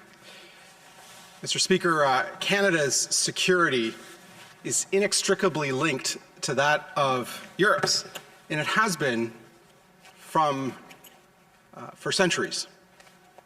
Where once the conflicts between the French and British empires had a direct impact on us here on this continent. Conflicts between the Spanish Empire and other empires had a direct impact on our security here in this continent, to today, where our security is inextricably linked to that of Europe's. Mr. Speaker, in the last century, in the First and Second World Wars, Canada's security was inextricably linked to that of Europe. We all know the names of where Canadian blood was shed in defense of this country and its values. Names like Passchendaele, Vimy Ridge, the Battle of the Somme. Think about the Second World War and the names that are indelibly etched into the minds of Canadians. Names like Juno Beach and Normandy and Arnhem. In fact, it was Canadian soldiers who in 1945 liberated the Netherlands. Some 7,000 Canadian soldiers died in the canals, the fields, and the villages of the Netherlands, liberating the Dutch from the tyranny of Nazism. In the 20th century, some 100,000 Canadians died defending this country in 2 world wars. 60,000 Canadians died on the battlefields of France in the First World War. Some 40,000 Canadians died around the world during the Second World War, most of them in Europe. And almost all of those Canadians are buried in graves that dot the Normandy coastline, the fields of Normandy, the Netherlands, Italy, and so many other places throughout Europe. And after the First World War, because of the blood that had been shed, Canada began to gain her independence. The Balfour Declaration led to the Treaty of Westminster and eventually to Canada's independence from the United Kingdom. And after the Second World War, because of the high price we paid, we were a founding member in 1949 of the North Atlantic Treaty Organization. Canada was and continues to play a key role in peace and security across Europe. In fact, Canada has contributed to every single NATO mission since the alliance's inception in 1949. We are one of only 2 countries that are the non-European members of the NATO alliance. And now, Mr. Speaker, NATO is being threatened. An estimated 130,000 Russian troops are built up on the Ukrainian border, but we have a government that has failed to take any real action to support Ukraine. We are facing a situation today of grave consequence. While the government on January 21st announced a loan of $120 million to Ukraine, and while they recently announced the extension and expansion of Operation Unifier, they have failed to grant the key request of the government of Ukraine, which is to provide lethal defensive weapons to Ukraine for her defense. The United States has provided some $650 million in defense equipment, $200 million of which is lethal aid for Ukraine. The United Kingdom has supplied lethal aid, lethal weapons in the form of anti-tank weapons. Others, such as Poland, Lithuania, Latvia, Estonia, and the Czech Republic, also have provided lethal weapons. Mr. Speaker, diplomacy not backed up by credible threats of the use of military force, and in limited and rare circumstances, the use of that force is naive talk and empty rhetoric, and that empty talk and rhetoric that will result in damage to Canada's security and the security of Europe and Ukraine. That's what a previous generation of Canadians understood in 1945 when they created the North Atlantic Treaty Organization out of the bloodshed that had happened in the previous 50 years. That's not something that this current Prime Minister understands, who said that this will only be solved through diplomacy and not through the threat of force to defend democracy. And so, Mr. Speaker, I urge the government to get off its naive position, defend the rules-based international order, and ensure that lethal defensive weaponry is provided to a democracy, to Ukraine, in order to uphold that order. Thank you. Questions et commentaires, questions and comments. The honourable member for Scarborough-Guildwood. Thank you, Mr. Speaker, and I thank the honourable member for his speech, which was thoughtful and historical. And I wanted to get his views on a quote by Henry Kissinger, where nations don't have friends or enemies, they only have interests. And I'd like him to articulate why, as the member from Etobicoke Centre did, why it is in Canada's best interests that we give full-throated support to Ukraine. The honourable member for Wellington, Halton Hills. Well, thank you, Mr. Speaker. The answer to the question is simple. For centuries, Canada's security, the safety and security of our citizens, the safety of and security of our borders is inextricably tied to that of Europe. And if Europe is being threatened, if democracies in Europe are being threatened with an attack, with invasion, then Canada must stand up, not only for the security of those nations in Europe, but for the security of Canadians here at home, and provide all assistance necessary to ensure that happens. Assistance, including diplomacy, humanitarian aid, and assistance, including the threat of use of force and lethal defensive weapons, as the government of Ukraine has requested. Questions et commentaires, questions and comments. The honourable member for Interlake, Selkirk, Interlake, Eastman. Thank you, Mr. Speaker. And I want to thank my colleague, Shadow Minister for Foreign Affairs, the MP for Hull, or never mind. Shadow Minister for, I just went brain dead there. I'll just say this, that he has been just a great, reasonable voice on foreign affairs in our caucus and in this House. And I know that he takes what's happening in Ukraine very seriously, as he just articulated. And I know, if he could just elaborate more, that the world is watching what happens right now in Ukraine. Despots around the world are waiting to see what NATO and the alliance does in response to these threats from the Russian Federation and Vladimir Putin in particular. And if we are not able to contain the situation and protect Ukraine's sovereign territory and the people of Ukraine, what possibly could happen by other despots who see the position Canada has taken and other nations as weak? For Wellington, Halton Hills. Well, thank you, Mr. Speaker. I couldn't agree with my colleague more. In fact, what is going on right now often reminds me of the Spanish Civil War of the 1930s, where the duly elected and recognized government of Spain, the Republican government of Spain, was under threat from the nationalists, from a civil war and a coup d'etat that had erupted, led by Spanish generals. And Spanish Republicans pleaded to Western democracies to provide lethal defensive weapons, lethal military weapons for the defense of Spanish Republicans. But democracies in the 1930s turned a blind eye and refused those military weapons.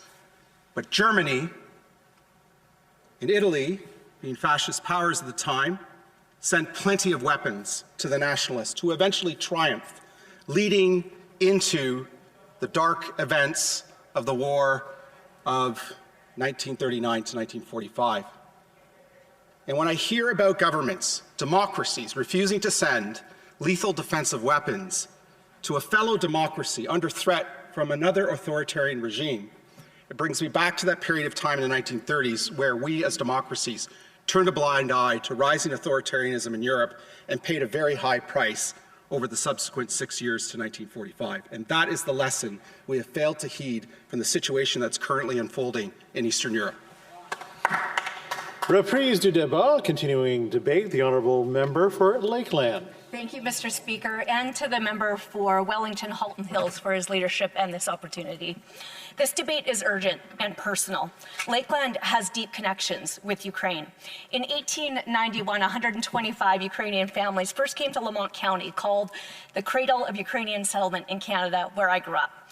In 1903, my father-in-law's Saskew family came by train to Innisfree to farm. By 1930, the more than 50,000 Ukrainians in Alberta were the biggest community outside Ukraine.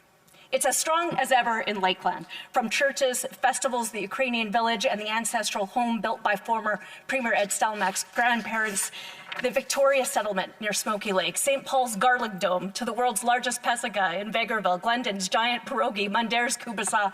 Symbols of Ukrainian food, faith, family, language, and culture help define Lakeland. Today, outside of Ukraine and Russia, Canada has the world's largest Ukrainian population, more than 1 million people. Historically, Canada stood with Ukraine to defend territory and democracy.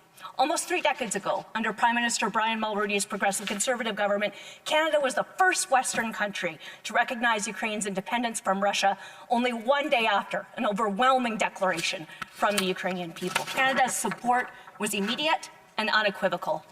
In 2014, Russia's illegal occupation of Crimea was met with a swift, powerful response from Prime Minister Stephen Harper's Conservative government.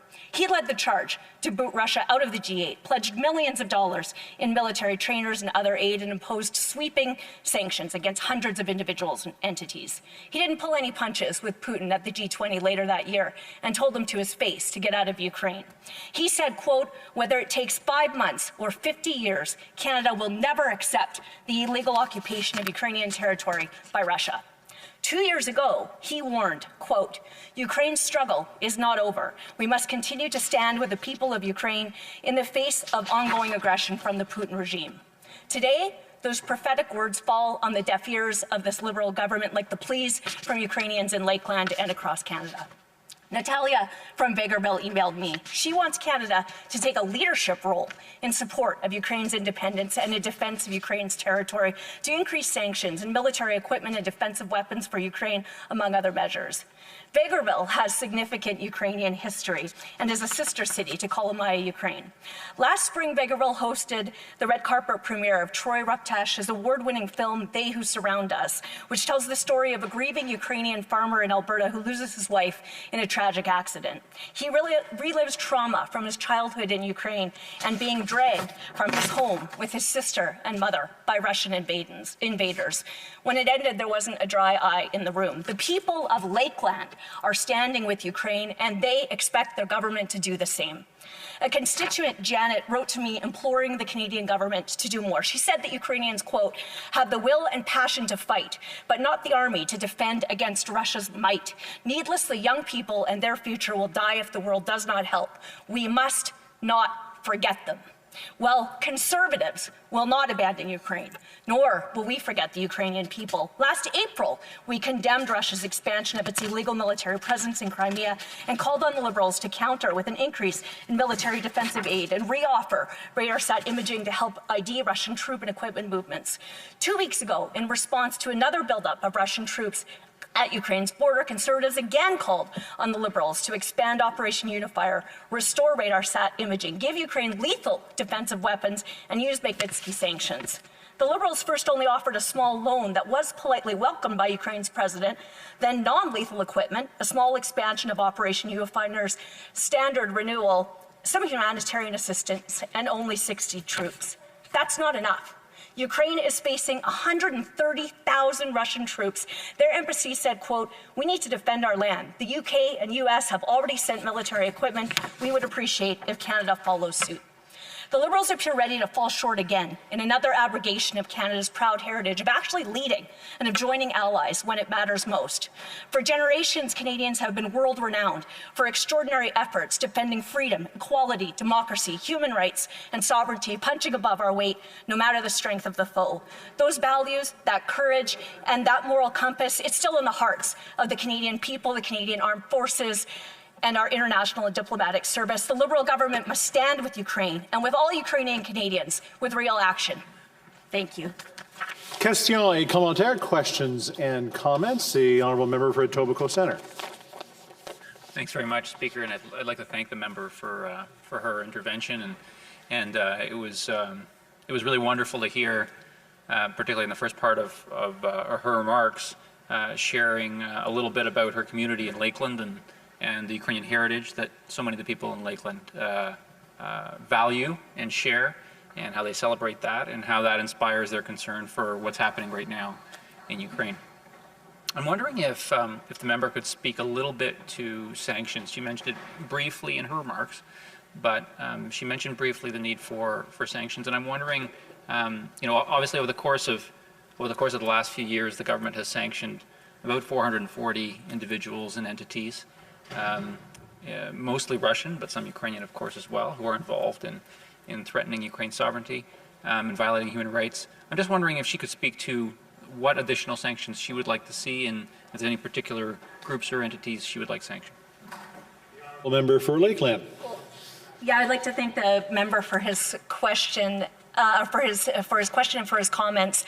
I guess I would say that it's not only about sanctions. The response of the Canadian government must be multi-pronged. Sanctions are only one part of the vast array of tools that Canada has to show real solidarity, to defend the sovereignty and the territorial integrity of Ukraine. And the request is very clear as the top priority for lethal weapons, when not at least 9 other countries in the world, including the US and the UK, have ensured that that military equipment that the Ukrainian people require to defend themselves is there. Canada should be at the front of the pack.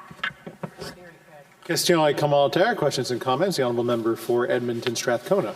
Thank you, Mr. Speaker, and I would like to thank my colleague, the member from Lakeland.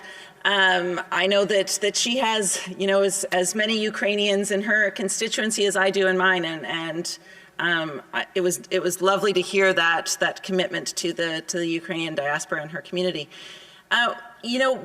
She won't be surprised when I talk about the need for de-escalation and the need for peaceful resolution on this conflict. And what I would like to just hear from her is, she spoke about the tools that we have in our toolbox and all of the things that we could be doing. From her perspective as a member of the Conservative Party, what are those things that Canada should be doing to de-escalate? Aside from providing weapons, aside from escalating with lethal force weapons, what are those things that she sees the government should be doing to de-escalate, to turn down the temperature on the conflict that's happening in Ukraine?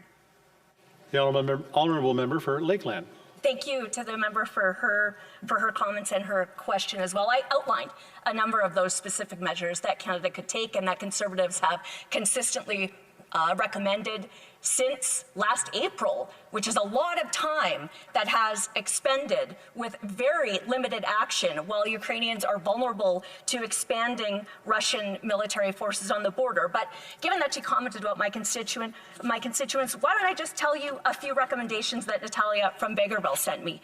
These are things that Conservatives support too. She said, accelerated NATO membership action plan for Ukraine, increase sanctions on Russia to deter further aggression, ensure that the Nord Stream 2 pipeline never becomes operational, increase the provision of military equipment and defensive weapons to Ukraine, extend and expand Operation Unifier, Canada's military training mission in Ukraine, of course launched by the former Conservative government.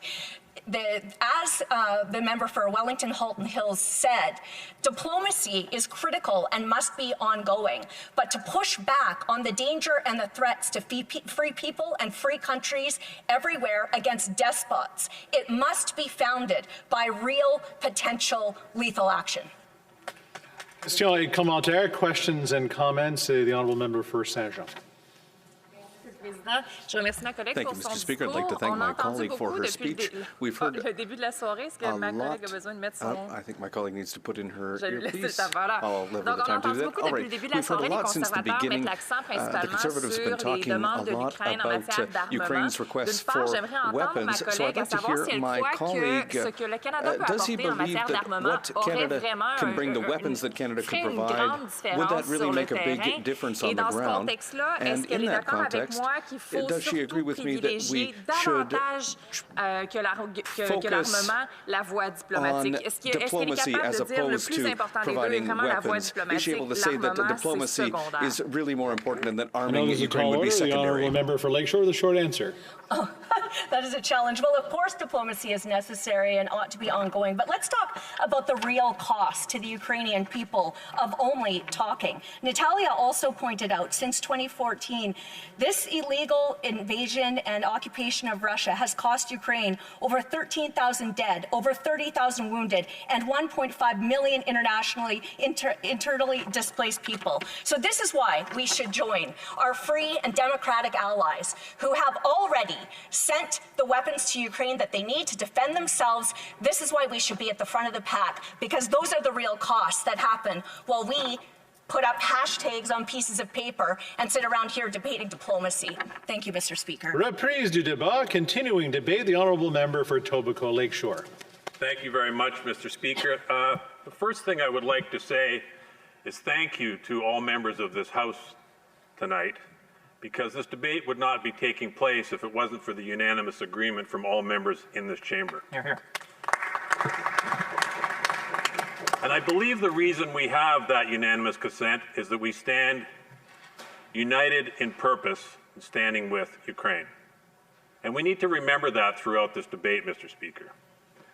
I rise today in support of Ukraine and of the initiatives of our government to support Ukraine in this difficult time.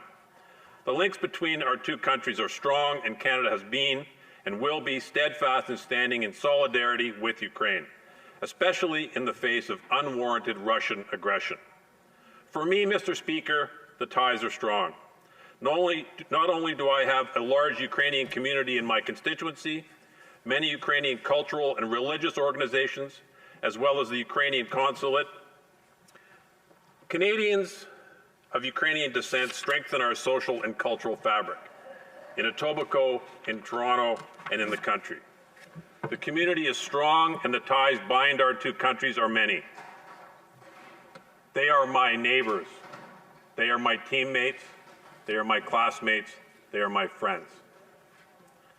As has been said many times, Mr. Speaker, in 1991, when Ukraine became an independent state, Canada was the first Western country to recognize Ukraine. Canada and Ukraine have enjoyed an even stronger relationship since. The 1994 Joint Declaration on Special Partnership recognizes Canada's support for the development of Ukraine and the importance of that bilateral cooperation. Canada is committed to supporting Ukraine as it takes necessary steps to secure itself as a stable, democratic, and prosperous country. We've been there to develop and strengthen democratic institutions in Ukraine, including election monitoring. I was there in 2019 myself as part of the delegation, Mr. Speaker. I felt those bonds.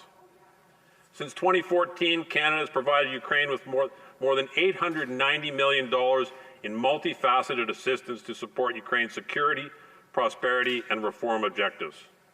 Since 2015, Canada has been providing military training to Ukraine under Operation Unifier. The operation's focus is to assist with security force training, which helps them improve and build their capability and capacity. Over 32,000 of their security forces to help ensure Ukraine remains sovereign, secure, and stable. Last week, our government announced $340 million for the extension and expansion of Operation Unifier for 3 more years, as well as immediately deploying 60 personnel to join approximately 200 Canadian Armed Forces members on the ground, with the ability to surge to 400. Military support is just one part of Canada's overall strategy. There are economic supports through trade and investment. In 2020, The value of Canada's merchandise exports to Ukraine totaled $161 million, and the value of merchandise imports from Ukraine amounted to $144 million. Last week, January 27th, Canada and Ukraine announced the launch of negotiations for the modernization of the Canada-Ukraine Free Trade Agreement. Since 2014, Canada has been one of Ukraine's leading bilateral development assistance partners, having committed more than $245 million in development assistance, including the provision of emergency basic health services, safe drinking water, food assistance, protection support, shelter, and essential relief items. Mr. Speaker, I'll end this way. This needs to be a nonpartisan debate. I neglected to say the honourable member for Etobicoke Lakeshore. I was getting to that. I was saving that for the end. But as I said at the beginning, Mr. Speaker, we are united in purpose. The Prime Minister is fully engaged. The Deputy Prime Minister is fully engaged. Our Minister of Foreign Affairs was in Ukraine last week and came back and granted the request of the President of Ukraine. The Minister of Defense is there as we speak. I expect upon her return, we will see further action from Canada. Mr. Speaker, I hope we can maintain this united force and nonpartisan approach. Thank you. Question et commentaire, questions and comments. The honourable member of Pitt Meadows, Maple Ridge. Thank you, Mr. Speaker. I've heard the Liberal members discuss about all options being on the table, but it seems to me that one of the options is providing military aid, lethal support, and we've been bringing this over and over again. And I think there's a good an example of the previous member of Parliament with the Liberal Party, former Lieutenant General Andrew Leslie, that said recently that the Liberal government does not take the military seriously. And this is impacting. This impacts what we can do and provide for Ukrainians, having a direct effect. So that is my concern. It's just this is actually an outflow, what we're able to do for the Ukraine, other than a few different, a few troops coming in and doing a few different things like this, of what we can actually do as far as militarily, which is what they need help with. So I'm wondering if the member for Etobicoke can speak about the deterioration of the military and just the armaments we have in order to provide the Ukraine. For Etobicoke Lakeshore. Well, first of all, I'm going to disagree with his characterization of the situation. There's been no diminished contribution. Canada has been there with Ukraine since the beginning. This goes back to 2014 with the invasion of Crimea. We've been talking about support of military lethal weapons. Canada didn't do it then. The opposition is asking us to do it now. So military support comes in many different fashions. And we need only look at Operation Unifier, Mr. Speaker. Over 30,000 members of the Ukrainian military are better trained because of Canada's contribution. So to say that Canada hasn't helped with military contribution is absolutely false, Mr. Speaker. The honourable member for Edmonton Strathcona. Thank you, Mr. Speaker. I think there was a miscommunication in our ranks over here. I would like to thank the member for his interventions today. And one of the things that I had asked earlier, and I'd like to extend the question to him as well, is around the assurance by the Government of Canada that they will be implementing some of those key lessons in our feminist foreign policy. And one of those is that we do what we can to advocate to ensure women are at all tables, that women are part of all of the discussions that lead to de-escalation, because we know that when women are at the table, different decisions are made. And I just want to be very, very clear, how is this government ensuring that women are there, that they are part of the solution, they are part of the de-escalation efforts that are happening in Ukraine? The honourable member for Etobicoke Lakeshore. Thank you, Mr. Speaker. I'd like to thank the member for an excellent question. We heard the Prime Minister earlier this evening address that very issue. Canada is very proud to support the initiative to make sure that women form part of the training exercise. You look at Operation Unifier, women form part of that training. International development programs that Canada supported and been part of have put great emphasis on that very issue. I think it's quite clear where Canada stands. Thank you. Well done. Question et commentaire, l'honorable député de The honourable member for Saint-Jean. Thank you, Mr. Speaker. I'd like to thank my colleague for his speech. Something that's come up a lot this evening is the importance of diplomacy in finding a solution for this conflict. Some think that diplomacy should be the priority, others think that it should be a secondary priority, but everyone's talked about it. And I think that this crisis is showing that Canada maybe has a lack of credibility when it comes to diplomacy. We know, for example, that there's the issue with a lot of turnover in certain embassies and in our diplomatic corps, and that there's a loss of institutional knowledge. This evening, would it not be a good moment to say that maybe we need to reinvest in diplomacy and work to have a stronger and more clear foreign policy? With all due respect, Mr. Speaker, to suggest that there's been a shortfall by Canada on the diplomacy front is just simply wrong. Our Foreign Affairs Minister was in Ukraine last week. Our Defense Minister left Ukraine hours ago. She's going to Brussels as we speak to engage in further diplomatic discussions. That's exactly the approach Canada is trying to take. But to answer the question, what is a priority? Everything is a priority to make sure that further invasion of Ukraine doesn't take place. Thank you, Mr. Speaker. Continuing debate, the honourable member for Davenport. Thank you, Mr. Speaker. I want to wish you and all colleagues in the House a very happy New Year. I know it's the end of January, but it's my first chance to stand in this House virtually to speak and to send those wishes your way. I'm very grateful for the opportunity to speak on this Take Note debate on Ukraine and the buildup of Russian troops along the Ukrainian border. It's important for us to have this conversation and dialogue. Mr. Speaker, we live in troubling and unpredictable times. In addition to the global pandemic that the world is grappling with, what is happening at the Ukrainian border with the accumulation and the buildup of over 100,000 troops by Russia is troubling, to say in the least. As a Ukrainian Canadian, I've been following this development since its start last fall. My father's family is Ukrainian. They were and are very proud of their culture and heritage. They came to Canada as a broken family after World War II, reluctantly leaving their homeland and having no choice. They lost everything in the war. And with the then USSR taking over Ukraine, there was no hope for a future. They were devastated. From a displaced persons camp and on one of the last boats to leave for North America, they came to Canada seeking peace and safety. The scars from the war and from that time remain with my family, and we are still healing from them.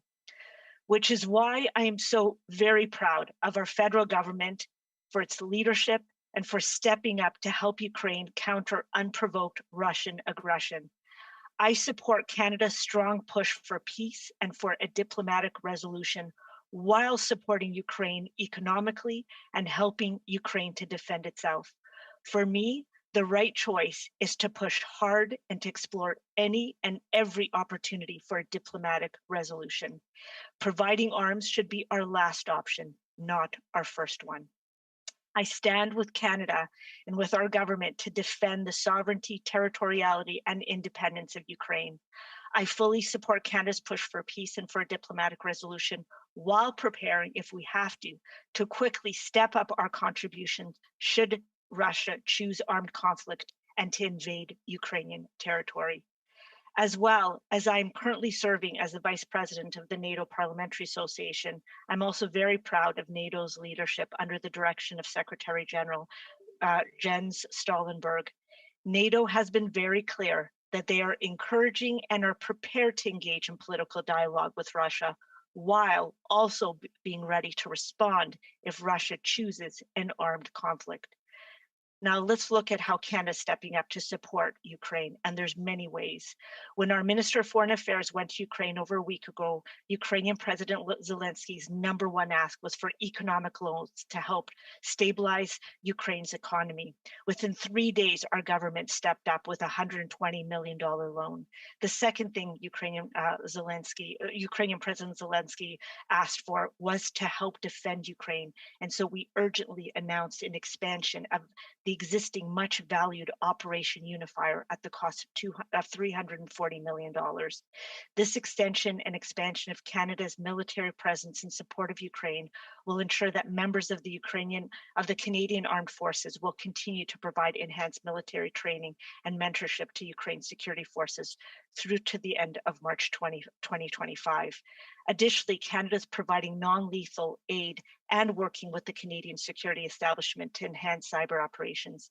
This increased support will help Ukraine strengthen its security and ability to defend itself against a range of threats. And on top of that, we're also providing $50 million of development and humanitarian aid to Ukraine. So, Mr. Speaker, in less than 1 week, over $500 million in support for Ukraine. Our Minister of Foreign Affairs, who's been in constant contact with our many NATO allies, have indicated that we are ready to step up even more, together with our allies, with stronger economic sanctions against Russia should there be military incursion into Ukraine. Any action by Russia in this direction will have serious consequences. Our Minister of National Defense have said the same thing. I want to say to both ministers how grateful I am for their extraordinary leadership during these unpredictable and troubling times. In closing, Mr. Speaker, while we live in troubling and unpredictable times, I have confidence that working together with NATO and our other allies, and in keeping the channels of communication open with Russia, I truly do believe that it is not too late to find a diplomatic and peaceful way out of the current situation. Slava Ukraini. Thank you, Mr. Speaker. A commentaire, the Honourable Member for Wellington, Halton Hills. Thank you, Mr. Speaker. I just have a comment for the member, who I've known for a number of years now. Russia's military is not the only hard power tool that it has to intimidate Europe and Ukraine. It can use energy as a weapon. It supplies 40% of Europe's natural gas. And if it cuts off natural gas supplies to Europe, people will freeze, industries will shut down, and European GDP will plummet. The Biden administration has been talking to countries around the world about increasing natural gas supplies to Europe in the event that the Russians cut off gas to Europe, except for Canada. Canada is not mentioned in any of the reports coming back about supplying natural gas in the event that this happens, even though we are the 5th largest natural gas producer in the world. And so my question is, when will the government see that energy is not only vital to our economy, it's vital to our national security and to that of Europe and to that of Ukraine? Member for Devonport. Thank you so much, Mr. Speaker, and I do want to thank the honourable member for his excellent comment and question.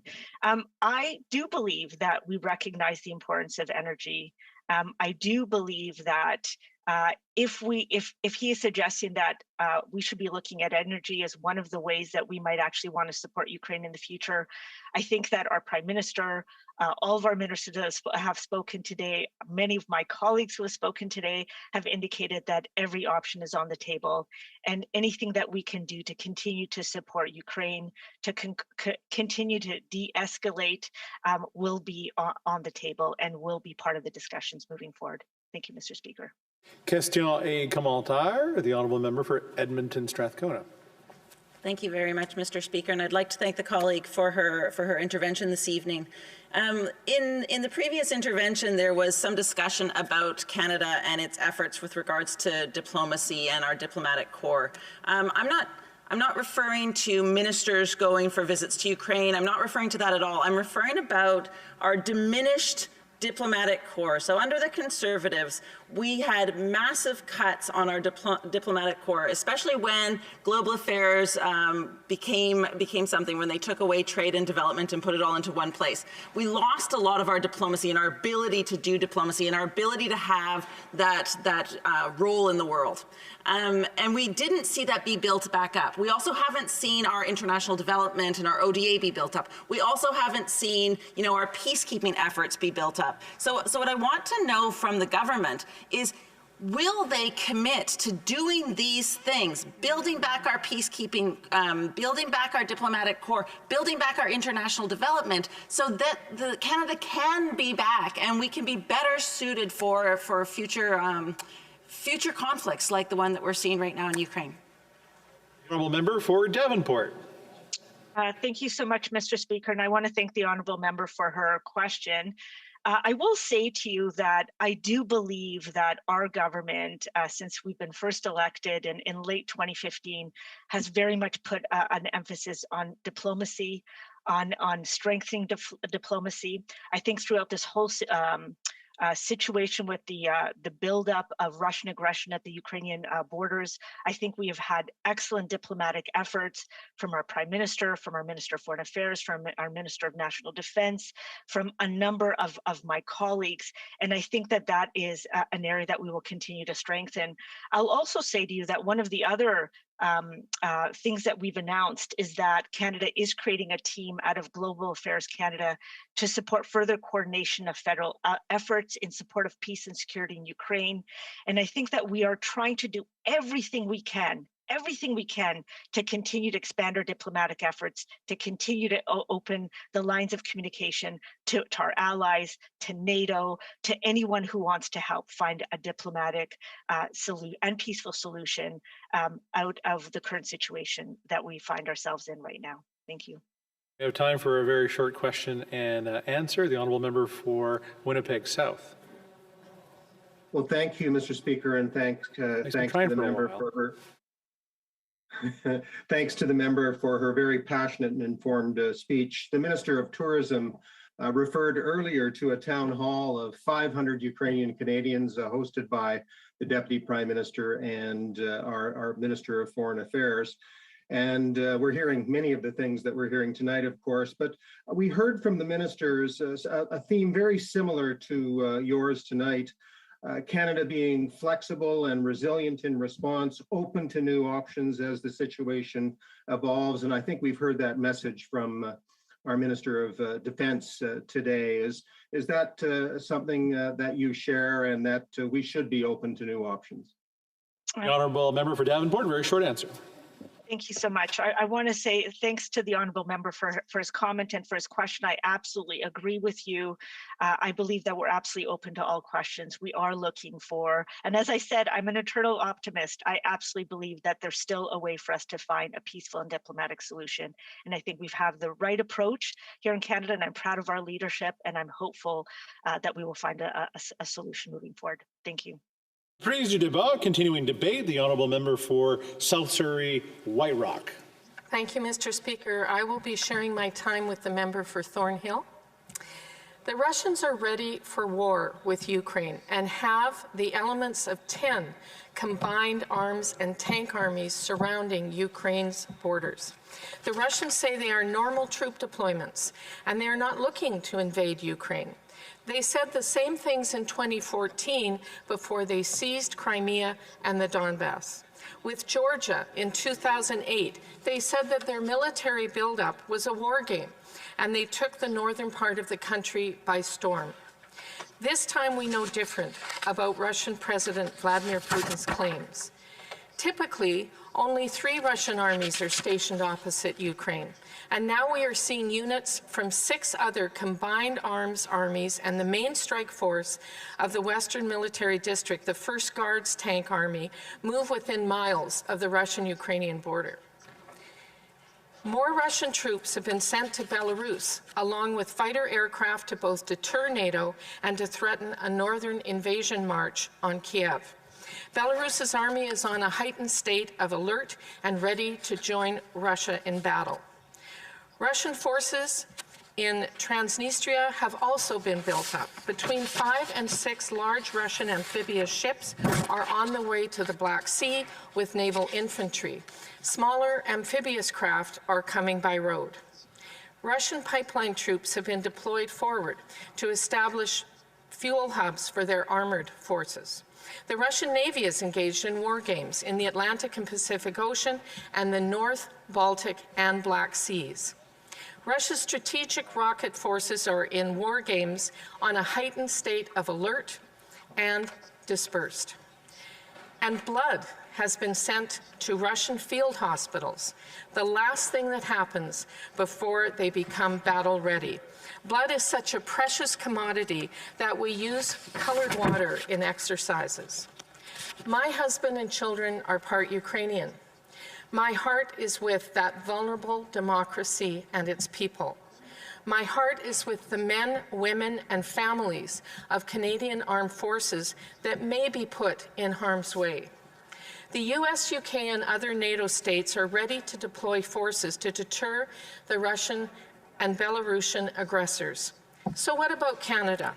In 2019, the Prime Minister announced in London Canada's contribution to NATO's High Readiness Force.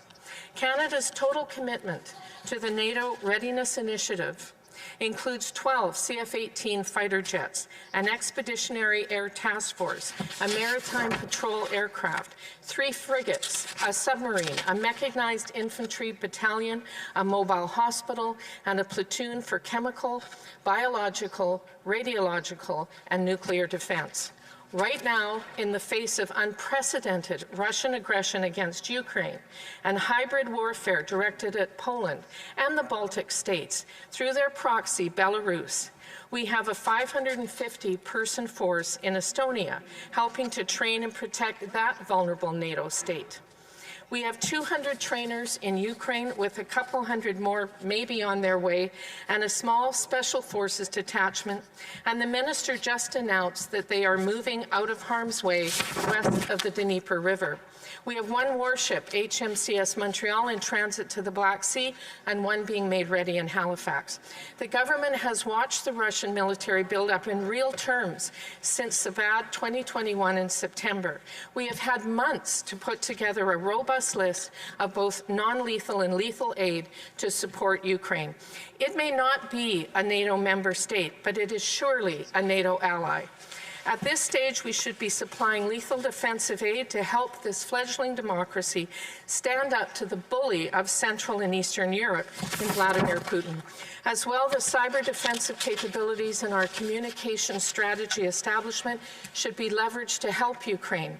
As well, Canadians' signals intelligence could be invaluable to monitoring Russian interactions. The satellite intelligence from RadarSat would be most helpful in tracking troop movements. The Canadian Armed Forces can provide training in a much wider range of lethal combat skills than they are doing now. And Canada should start as quick as Ukraine can accommodate extra help. Even a maritime patrol aircraft to monitor Russian actions in the Black Sea and Baltic would be helpful at this point. Sorry, am I out of time, Madam Speaker? Can I just say my last sentence then? If Canadians care at all about democracy, if we care about freedom and sovereignty, we must care about it everywhere. Thank you. I did try to provide signals, but questions and comments, questions et commentaires. The Honourable Member for London Fanshawe. Madam Speaker, I thank the honourable colleague and my colleague on the Defence Committee for her contribution tonight. I wanted to ask her, we've talked a lot about this in the House in terms of the failure of the Liberal government to provide leadership for the women, especially but both men and women in the armed forces, and the toll that this has taken on retention, on recruitment of those armed forces. So as we talk about an additional stress of, which I agree with entirely, to expand the Operation Unifier, but maybe we could talk about, and she could address, the additional stresses that this is going to put on the men and women in our armed forces. Thank you, Madam Speaker. The Honourable Member for South Surrey White Rock. Thank you, Madam Speaker, and thank you to my colleague for her question. And of course, this is a crucial issue within our Canadian Armed Forces right now, one which Madam Justice Arbour is tasked with to look at further recommendations, because the earlier recommendations were not all put in place, and we are looking for further insights there. We need more personnel in the Canadian Armed Forces, and retention and recruitment are a huge issue. But we do have serving men and women who are trained, and we do know that they can do even more to help train in Ukraine and in vulnerable democracies like Ukraine, who we should, as I said, they may not be part of NATO, at least yet, but they're surely a NATO ally. Thanks. Questions and comments? Questions et commentaires? Oh, the honourable member for Etobicoke. Thank you very much, Madam Speaker. And I'm wondering if I appreciated the member's remarks, and I'm wondering if she could speak to, one of the things that the government has done over the past number of years is impose sanctions on a range of individuals and entities who've either violated human rights or contributed to violating Ukraine's sovereignty. We know that in Crimea, for example, there are tremendous human rights abuses against the Crimean Tatars by the now occupying Russian forces and administrations. Democracy is being repressed, etc. So sanctions have been imposed for a number of reasons on Russian officials and entities. And I'm wondering what your thoughts are about the role of sanctions going forward, and if you believe sanctions are needed, are there particular groups of folks or types of folks that you believe should be sanctioned? And I just want to remind the honourable member that he's to address all questions and comments through the chair. The honourable member for South Surrey White Rock. Well, thank you for your question. And of course, sanctions, I believe, do work. And diplomacy usually works. But we are dealing with a very aggressive country that has decided that in their interests, whatever they deem them to be, that Ukraine is part of their going forward. And diplomacy should always come first, and sanctions along with diplomacy absolutely are a deterrent. But offering Ukraine every support short of assistance, I suggest, is not good enough. We have to stand stronger with Ukraine and democracy. Questions et commentaires. L'honorable député de Saint-Jean. Merci, Madame la Présidente. Je remercie ma collègue pour son discours. Je ferai du pouce sur la question de ma collègue du NPD qui siège avec nous au comité. On le voit, la question de la cybersécurité est très importante, surtout contre des ennemis comme la Russie. Est-ce que ma collègue partage avec moi l'importance non seulement d'avoir une meilleure réponse en matière de sécurité cyber pour nous, mais aussi pour mieux la partager avec nos alliés quand le besoin se fait sentir. The honourable member for South Surrey White Rock. Thank you, my colleague, and I absolutely agree. It's essential. And you may have noticed that the Russians shut down a lot of Ukraine's cyber abilities before stepping up even further with aggression. So this is a part of modern warfare. And it's something that's going on all the time by aggressor states, and we need to do more to be alive to it, monitor it, and prevent it. Thanks. So I do want to remind the honourable member as well that when she's answering questions that she's to address it to the chair and not directly to the members. Reprise le débat, the honourable member for Thornhill. Thank you, Madam Speaker. I want to thank the honourable member from South Surrey White Rock for her views on the debate. And with that, I'm pleased to rise in this House to speak to a matter that I know Canadians are watching. Not only those of Ukrainian roots, but all of those who believe in moral clarity and principled approach to our country's foreign policy and our place in the world. And Canadians like me, Madam Speaker, who have pieced together a first-hand history from the family dinner table of stories from the past that make today's threat so clear and obvious. Mr. Speaker, if there was ever an instance where Canada, where the Prime Minister, where the Foreign Minister had the opportunity to do the right thing, it was last week. This government could have lent its support to Ukraine against the Russian aggression by providing Ukraine with the lethal defensive weapons they need. They did not. The government of the US, the UK, Poland, Lithuania, Czech Republic, Estonia, Latvia, and others have already provided that support. Some have leaned on our past refusal to arm Ukraine as an excuse not to do it today. But the difference is now that almost 9 years have passed since Putin's continued occupation began. The constant escalation of aggression from and, of course, from all of our NATO allies. We now know the situation has changed rapidly in the last week, so it becomes very difficult to understand why Canada has not joined our allies. In fact, the government has recognized this themselves by operational changes we heard about yesterday. Mr. Speaker, it's important for the House to understand the history of our relationship and the history that many members of this House will remember firsthand, because it was not that long ago that Canada was unafraid of principle and Ukraine's most vocal ally in the G7. And today, that is not so distant in memory, and it will be replaced by a history where we are an observer to an imminent threat that we know to be true. And we have two clear options. We treat Ukraine as the allies that they are, as defenders of democracy and freedom who we would lend our full military support to on the path to European integration, or we excuse ourselves from the conversation to appease Putin's violence and walk away. And I know the answer was once clear. Our past action on this issue, unfortunately, doesn't seem like the right indicator for our future action. In the past, Canada's actions included targeted sanctions against Kremlin supporters, political and economic support to Kyiv's government, the redeployment of military assets as part of NATO's reassurance package in Eastern Europe, and the contribution of observers, of course, to Ukraine's election. But today they need more. And our action would have been clear. The steadfast support of our former Prime Minister, I think, was clear. He spoke directly and unambiguously about his views on Putin's occupation and the destabilizing force that Russia is in the world today. It's important to understand the context of Russia's aggression and the very nature of its renegade ruler. He's a dangerous dictator, uninterested in looking forward, but malevolently looks backward in the expansion of the Russian Empire, or the eventual expansion of the Russian Empire. A violent aggressor to which diplomacy has always been and answered with hostility. Further to the obvious truth, which I think the Finance Minister and Deputy Prime Minister understands better than almost anybody in this place, there was a valiant effort on the part of two American presidents to try to make Putin a constructive partner with some version of diplomacy. But here's the problem, Madam Speaker. He doesn't want to be.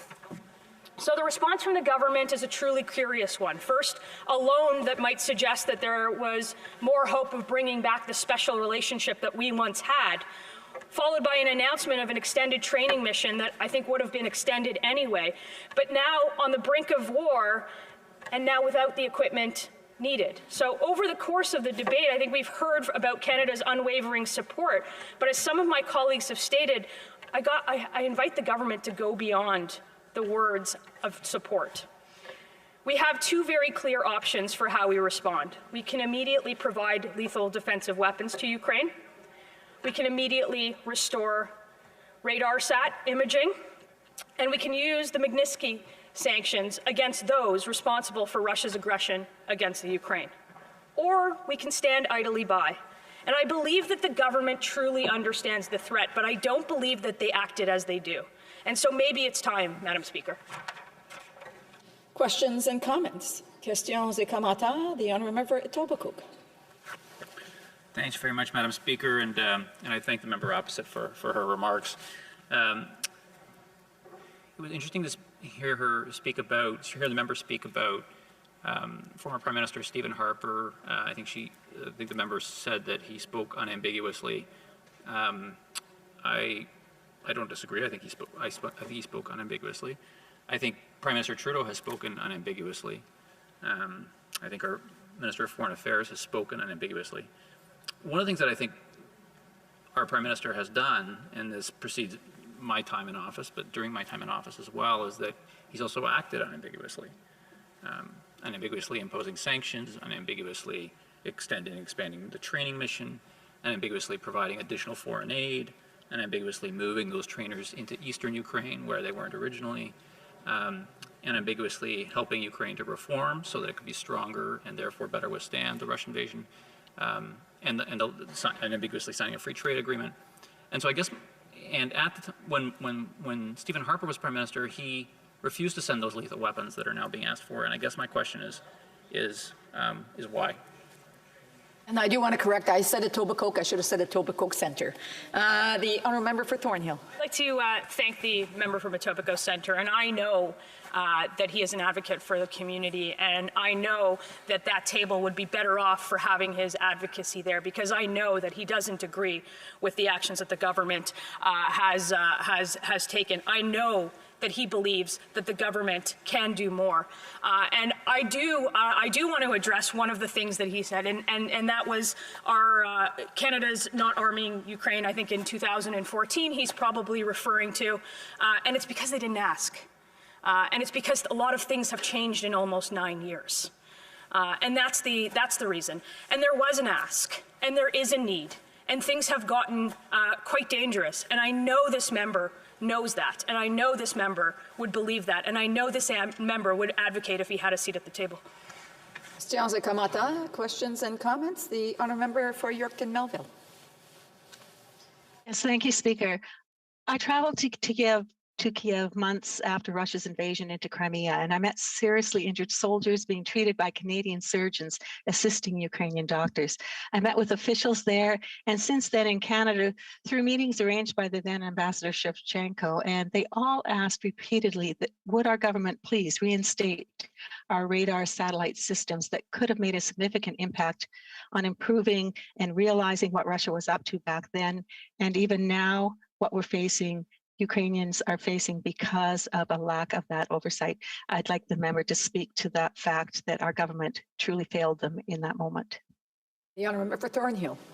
I'd like to thank my honourable colleague for the question and for the comment, and I would like to speak about it a little bit more in terms of there are a number of issues that have changed on the ground since the time where probably the honourable member visited and the last time that we really truly had a debate in this House about the situation in Ukraine. And there are a lot of things that we can still do, and there are a lot of things that they have asked for that we have, that Canada has not provided. And there is an opportunity for the government to do the right thing and provide those three things that I spoke about in my remarks. And believe me, this would be, on this side of the House, we would absolutely welcome that. And I will be the first to applaud the government if they did the right thing. Le temps pour une brève question. We have time for a brief question. Resuming debate. The honourable member for Scarborough-Guildwood. Thank you, Madam Speaker, and I will be sharing my time with my former seatmate, the member from Etobicoke Centre, Vancouver Centre. So the member from Etobicoke Centre would be surprised to find that he was my former seatmate.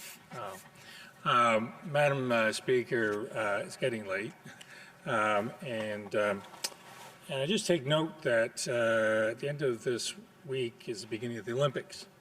And there'll be one nation out of all the nations in the world that will not be allowed to compete under its own flag. And that is the Russian nation.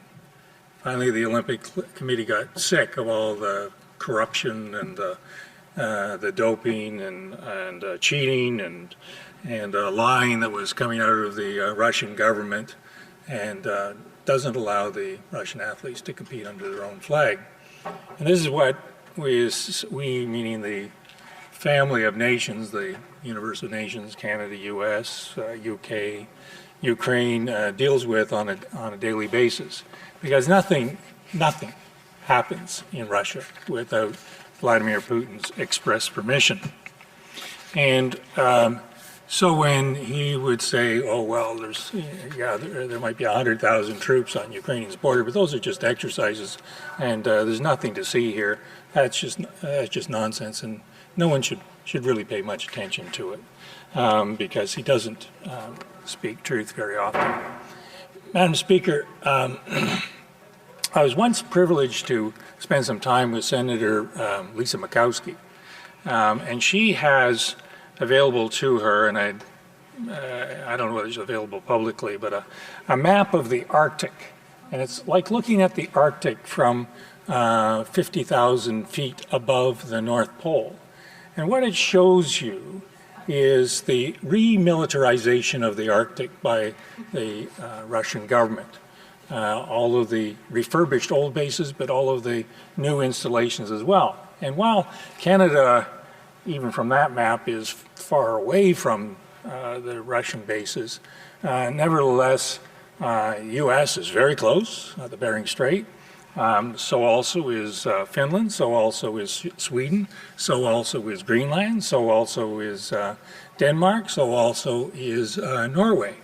And the remilitarization of the Arctic, in my judgment, Madam Speaker, is what not in and of itself, but it contributes to why it is in Canada's best interest to fully participate in the Ukrainian repulsion of this Russian aggression.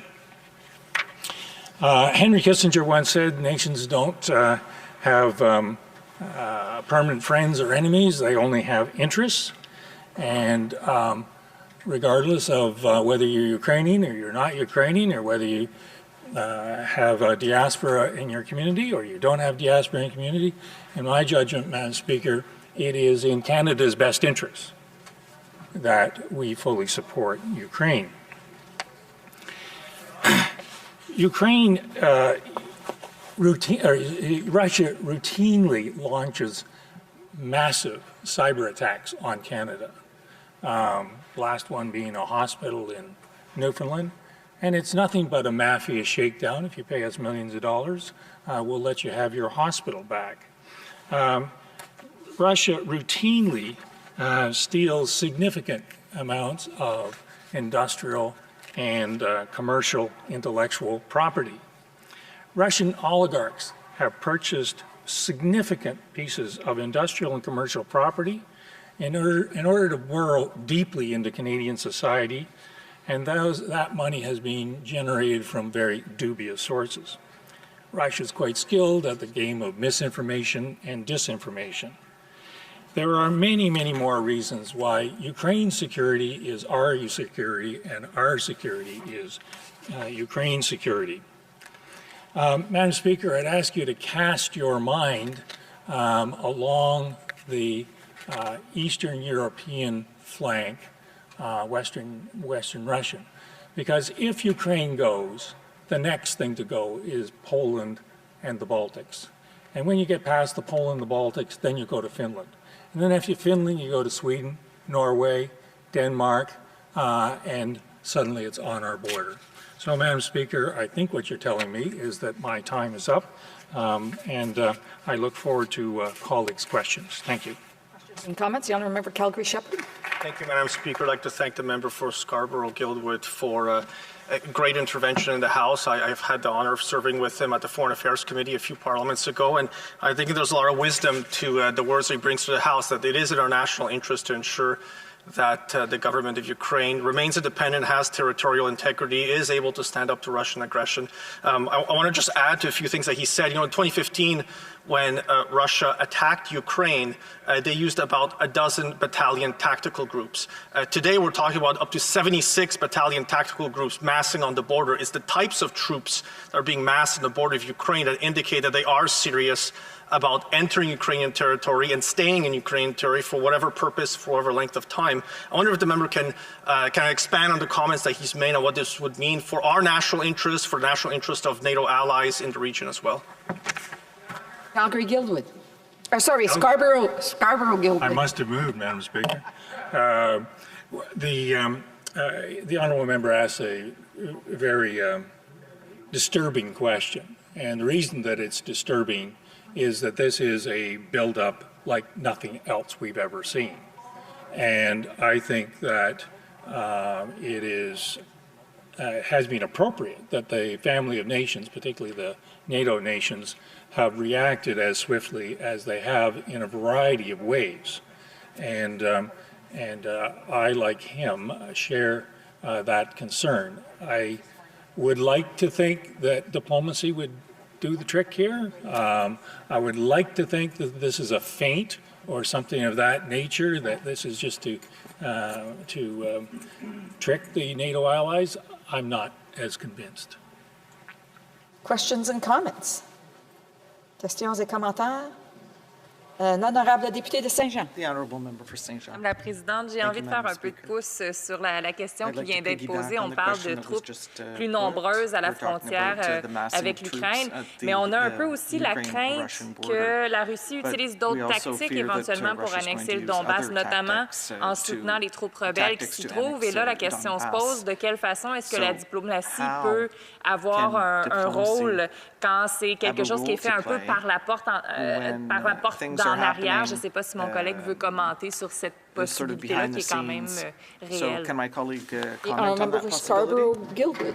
Thank you. I thank my honourable member from the bloc. She's my favorite bloc member on the Defence Committee. And I appreciate her question. I would like to share her optimism about the utility of diplomacy. But if you are interacting with a person who has a delusional sense of what constitute Russia's rightful territorial area of influence, you're starting in a pretty deep hole, and it's difficult to arrive at an agreed upon statement of threat, if you will, an agreed upon statement of fact. And if you had those agreements or some basis for moving forward on diplomacy, I would be 100% enthusiastic. But I don't think that at this time, this is going to work. We have time for a brief question. The honourable member for Elmwood Transcona. The troop buildup by Russia along the Ukrainian border is completely unacceptable, as is its threatening posture towards Ukraine. And Canada should absolutely be coming to Ukraine's assistance and using whatever tools it can, including the Magnitsky Act sanctions, which is something that the government has yet to do. And I'm wondering if the member has thoughts about why Canada has yet to deploy Magnitsky Act sanctions as a tool to deter Russia, and whether we can expect that the government will in the near future. Answer from the member for Scarborough-Guildwood. Thank you, Madam Speaker, and thank the honourable member for his excellent question. I agree with him completely. Bill Browder, who is the father of Magnitsky sanctions, said last week that we meaning all of the NATO nations, need to align the Magnitsky sanctions with each other, because the gaps is where the Russians win. So insofar as Canada has not aligned with other nations, I would encourage alignment. And I'd also encourage other nations to align with the initiatives that Canada has taken on Magnitsky, because as Browder rightly says, these people that are hiding money in Canada in plain sight frequently have gotten it from abuse of human rights, and we should under no circumstances tolerate those kinds of investments in our country. Resuming debate, the honourable member for Vancouver Centre. Thank you, Madam Chair. I've been listening with a great deal of interest to all of the speakers, and I think that I want to speak to constituents out there. We all understand the issue. We know the regional... I'm sorry, I'm just wondering, does the honourable member have her headset on? Does she have her boom down? I just can't tell. Okay, so that will be very helpful to us here in the House. Is it plugged in? It is plugged in, yeah. Can you hear me? There seems to be a little bit of an issue from what I can see. It's not quite clear. Can you hear me now? Yeah, that's, I think, better, right? Is it? Good, thanks. Yes, I guess I have to put it up just under my nose. Okay. I'll allow, well, we're just going to check with the interpreters. Can you keep talking for a second? I will. Ask Katie to keep talking. You don't have, no, you're absolutely right, John. You don't have to ask me to speak. I am delighted to speak at all times. Est-ce qu'on a de la traduction? Oui? Okay, go ahead. Thank you very much, Madam Chair. I think I wanted to speak to to Canadians out there and constituents, because I've noted that a lot of them have been asking, why is Canada worrying about this country? It's so far away. It's right out there up in Eastern Europe. Why are we bothered? And I think we're bothered because this is not just about us. It's not just about Ukraine. It's not just about NATO. It's not just about Europe. It's about the fact that one has to have a rules-based order to keep global security moving. One has to have relationships with countries based on trust. And what is shown is that when in 1991, Ukraine became a sovereign nation or became independent, it still carried the third largest arms supply in the world.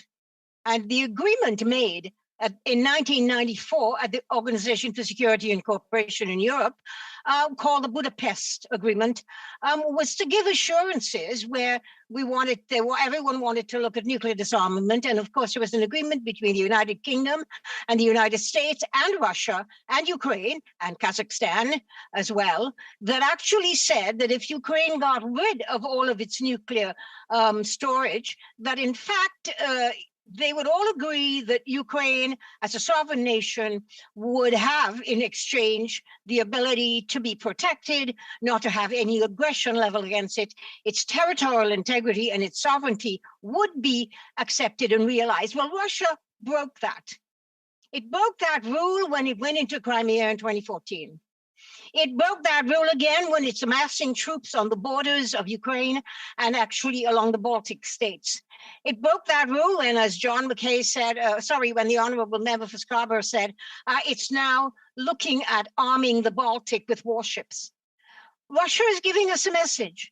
And the whole issue is about trust. If we cannot trust words, if we cannot trust agreements, if we cannot trust assurances, then absolutely global security is at risk when there is absolutely no trust there. And so we all need to be concerned of it, all of us. We talked a lot here about wanting peaceful solutions. We talked a lot here about not moving into war. But the way to prevent war is to have trust. The way to prevent war is to have a rules-based world order. The way to prevent war is to make sure that we can believe in each other and trust each other's word. Russia has proven itself not to be capable of doing that. And not only is it in 2014, when it moved into Crimea, we know that it's moved into Transnistria. We know that the Baltic states are all very, very concerned. And I think that this is something we need to think about. I recall a time when, I don't know, many of you probably remember in history, when a certain government said that it would only move in to take over Czechoslovakia. And we believed them. And we agreed, and we thought that was all fine, and wasn't that wonderful? And then we saw the move to take over all of Europe, and then came the Second World War.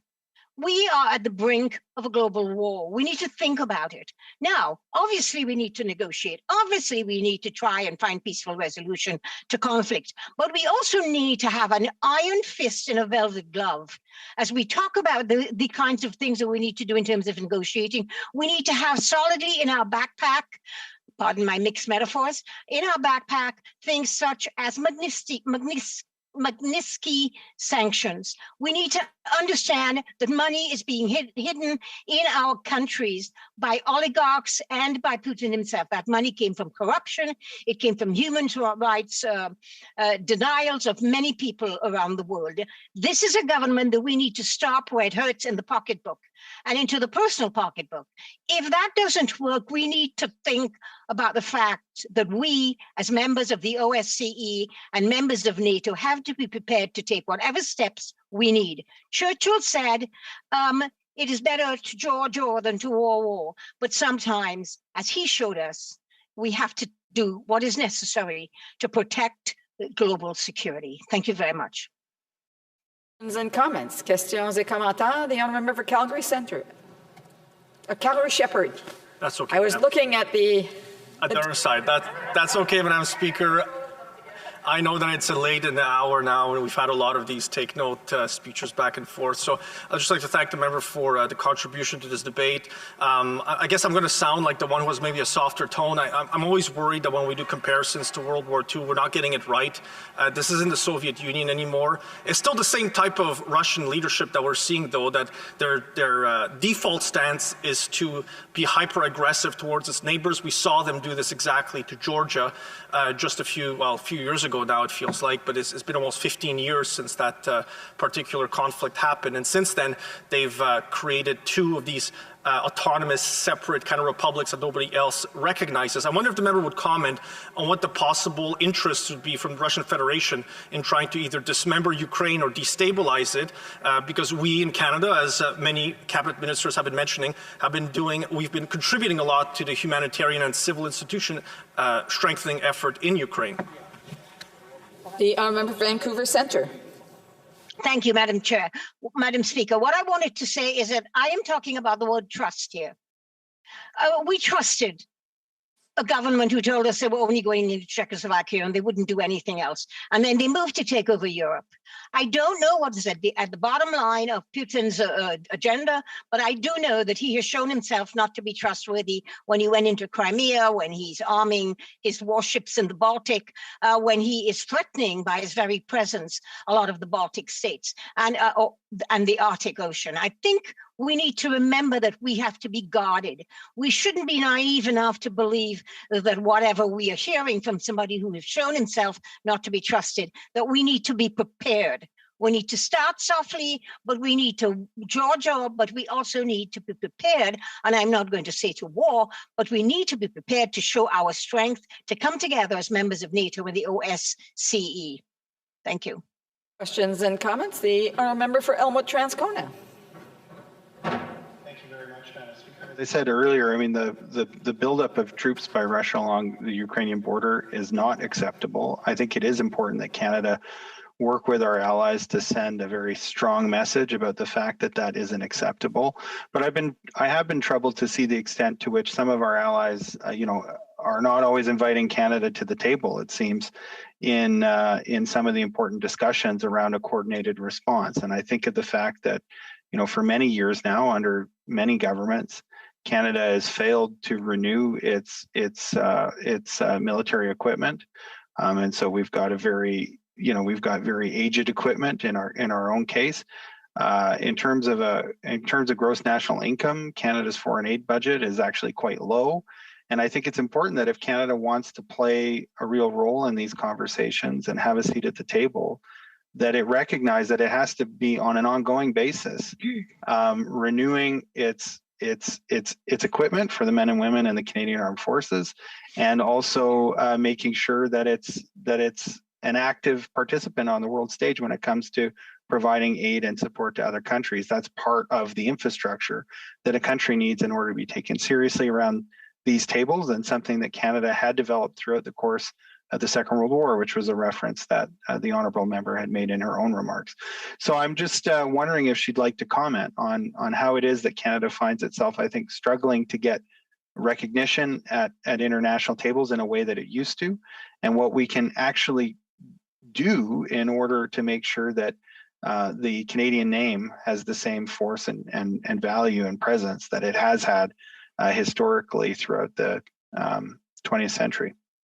Well, the honourable member for Vancouver Centre.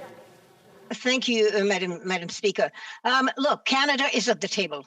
Canada is at the table with NATO, playing the role that Canada can and is asked to play around that table.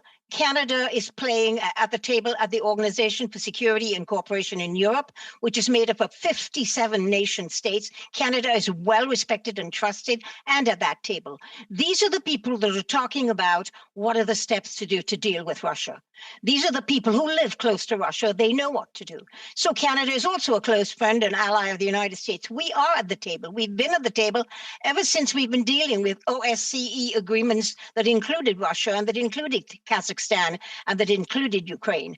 But we are playing the role that we can play. When you're in a team, you're asked to play a certain role, and we're doing that. At the moment, this is a role that we feel and that everyone has felt is a good role for us to play. We're prepared, I'm sure, to move forward if we're asked to play other roles. But Canada is definitely at the table, and I know because I'm very involved in the Organization for Security and Cooperation in Europe.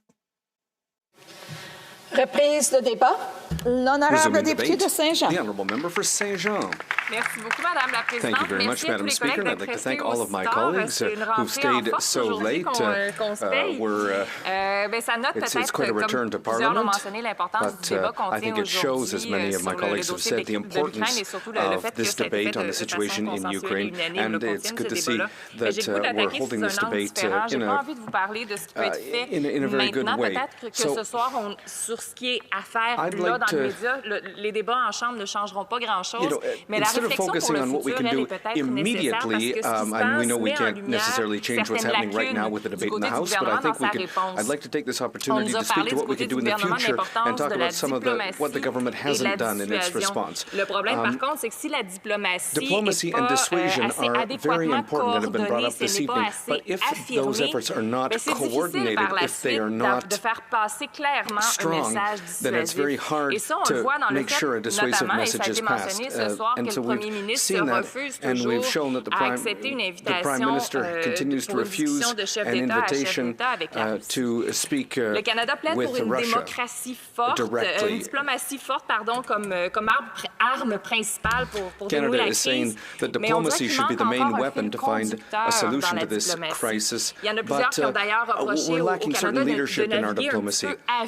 Canada has been accused of not having a clear strategy for its diplomacy, and Canada has also been criticized for a certain turnover at global affairs. There have been 5 ministers in 6 years of foreign affairs, and so there's been turnover in staff along with that, and with that there have been changing approaches.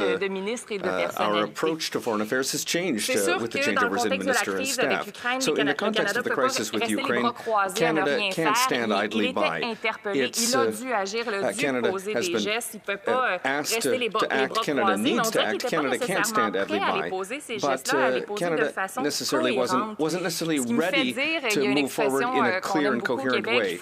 And, you know, you have to put the horses before the cart if you want to go forward, and it seems like right now Canada's a little bit the cart before the horses, if you will. So, one of the issues that we have is that when we do things, sometimes the things we do are not well interpreted by others. And in other cases, we've seen maybe some contradictions in Canada's approach to this crisis. On a parlé du renflouement et de la prolongation de la mission continuation of the Unifier mission. So it might seem like that's a good thing that we're doing, that we're sending more troops to Ukraine to help train the army in that country. But in the context of the crisis, that maybe doesn't send the right message. We're sending troops who are not there to fight. These are troops who are going to help with training, with security and medical training, for example.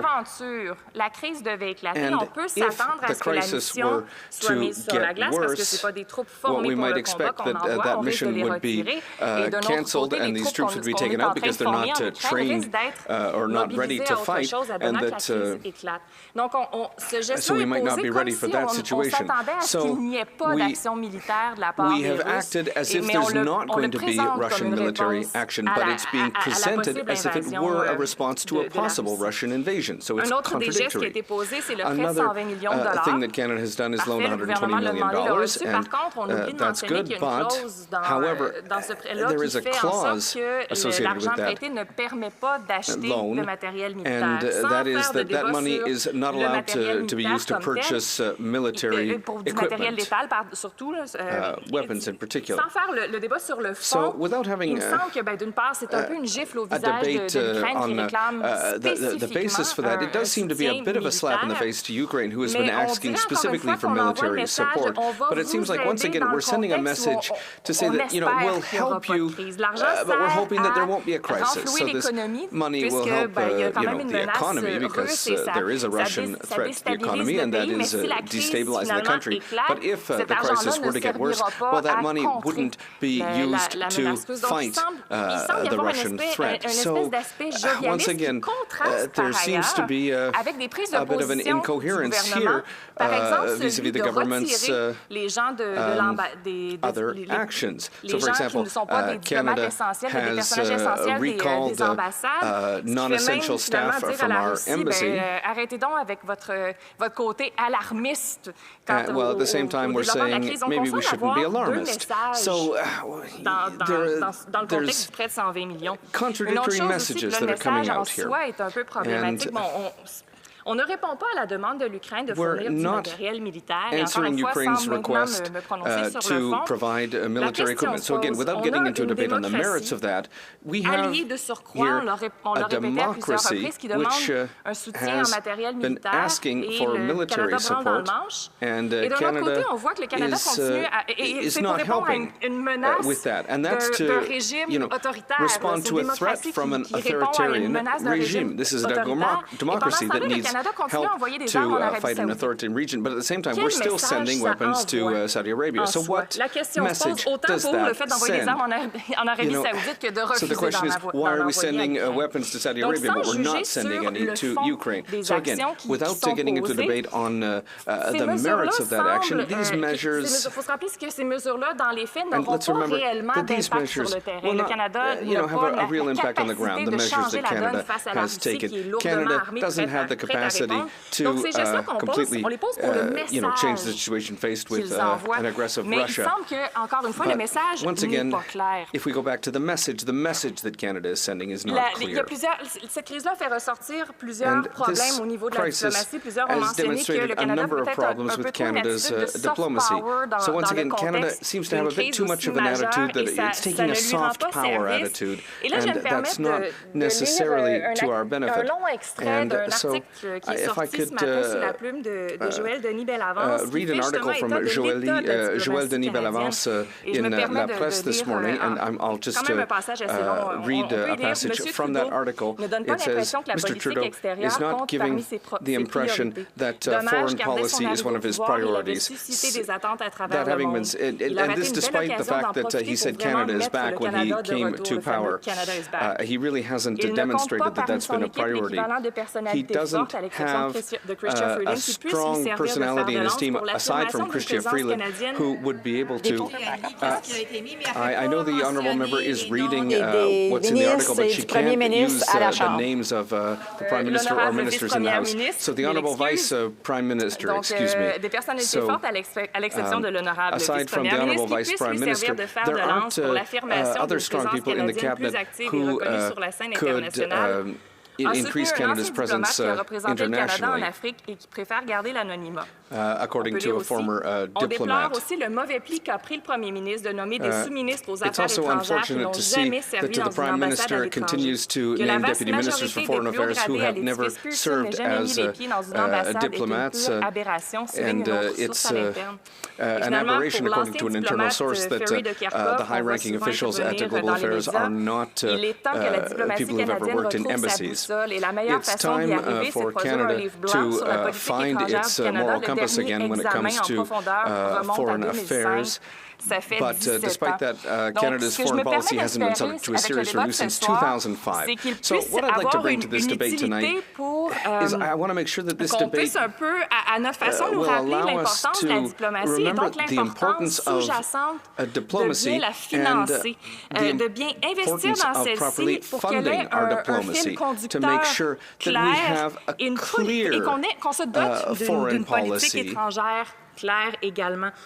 Parce que on ne sait jamais quand on aura besoin justement d'utiliser la diplomatie. Je me permets de croire que si la crédibilité ne se construit pas en un jour, C'est encore plus vrai en temps de crise. You can't build credibility in one day, and that's certainly the case in a time of crisis. So, Madam Speaker, I think that this evening is the time to note that there's still work to be done, and I hope that that's what will come out of this evening's debate. Thank you very much. Questions and comments? The honourable member for Etobicoke Centre. Merci beaucoup, Madame la Thank you very much, Madam Speaker, and I'd like to thank my colleague for her speech. Elle a parlé beaucoup de la diplomatie. She spoke a lot about diplomacy. Souligné des aspects de notre diplomatie. She highlighted certain aspects of our diplomacy where she believes that there are contradictions. And I would simply like to say that on the issue of a meeting between our Prime Minister and Vladimir Putin, La décision de I think that the decision to meet or to not meet someone is also part of a diplomatic strategy. And de mon côté, je pense que les for my alliés part, sont unifiés. I think that our allies are united, and that's why there are certain individuals like President Biden, for example, C'est ma perspective who seulement. have been given the role of meeting with Mr. Putin. That's just my perspective, but I think that's a good strategy, and I think it's important that we remain united. And in terms of the loan of $120 million to Ukraine, I think that the goal there was to stabilize their financial system, and again, that's important, an important strategy to follow. When it comes to weapons which are being sent to Saudi Arabia, we could have a long discussion on that, but my question would be on the weapons. Does the honourable member think that Canada should be sending military support and weapons? If we're sending weapons to Saudi Arabia, does the honourable member suggest that we should also be sending weapons to Ukraine? Thank you. The honourable member for Saint-Jean. I'd like to thank my colleague for his excellent question. And as my esteemed colleague from Montarville said earlier, we don't think that sending weapons to Ukraine is what's going to make Russia tremble in its boots. And so I'll go back to what I said in my speech. The idea by sending weapons would be to send a message. And in this context, we want to make sure that we're sending a clear message and that it's well received. And so that's the role of diplomacy. And so right now, I think that Canada is sending mixed signals, if you will. And so I don't think that it's just the simple fact of sending weapons that it would have a concrete impact. I think it'd be more important in terms of the signal that we'd be sending. We need to make sure we're sending clear signals. Questions and comments? The honourable member for Calgary-Shepherd.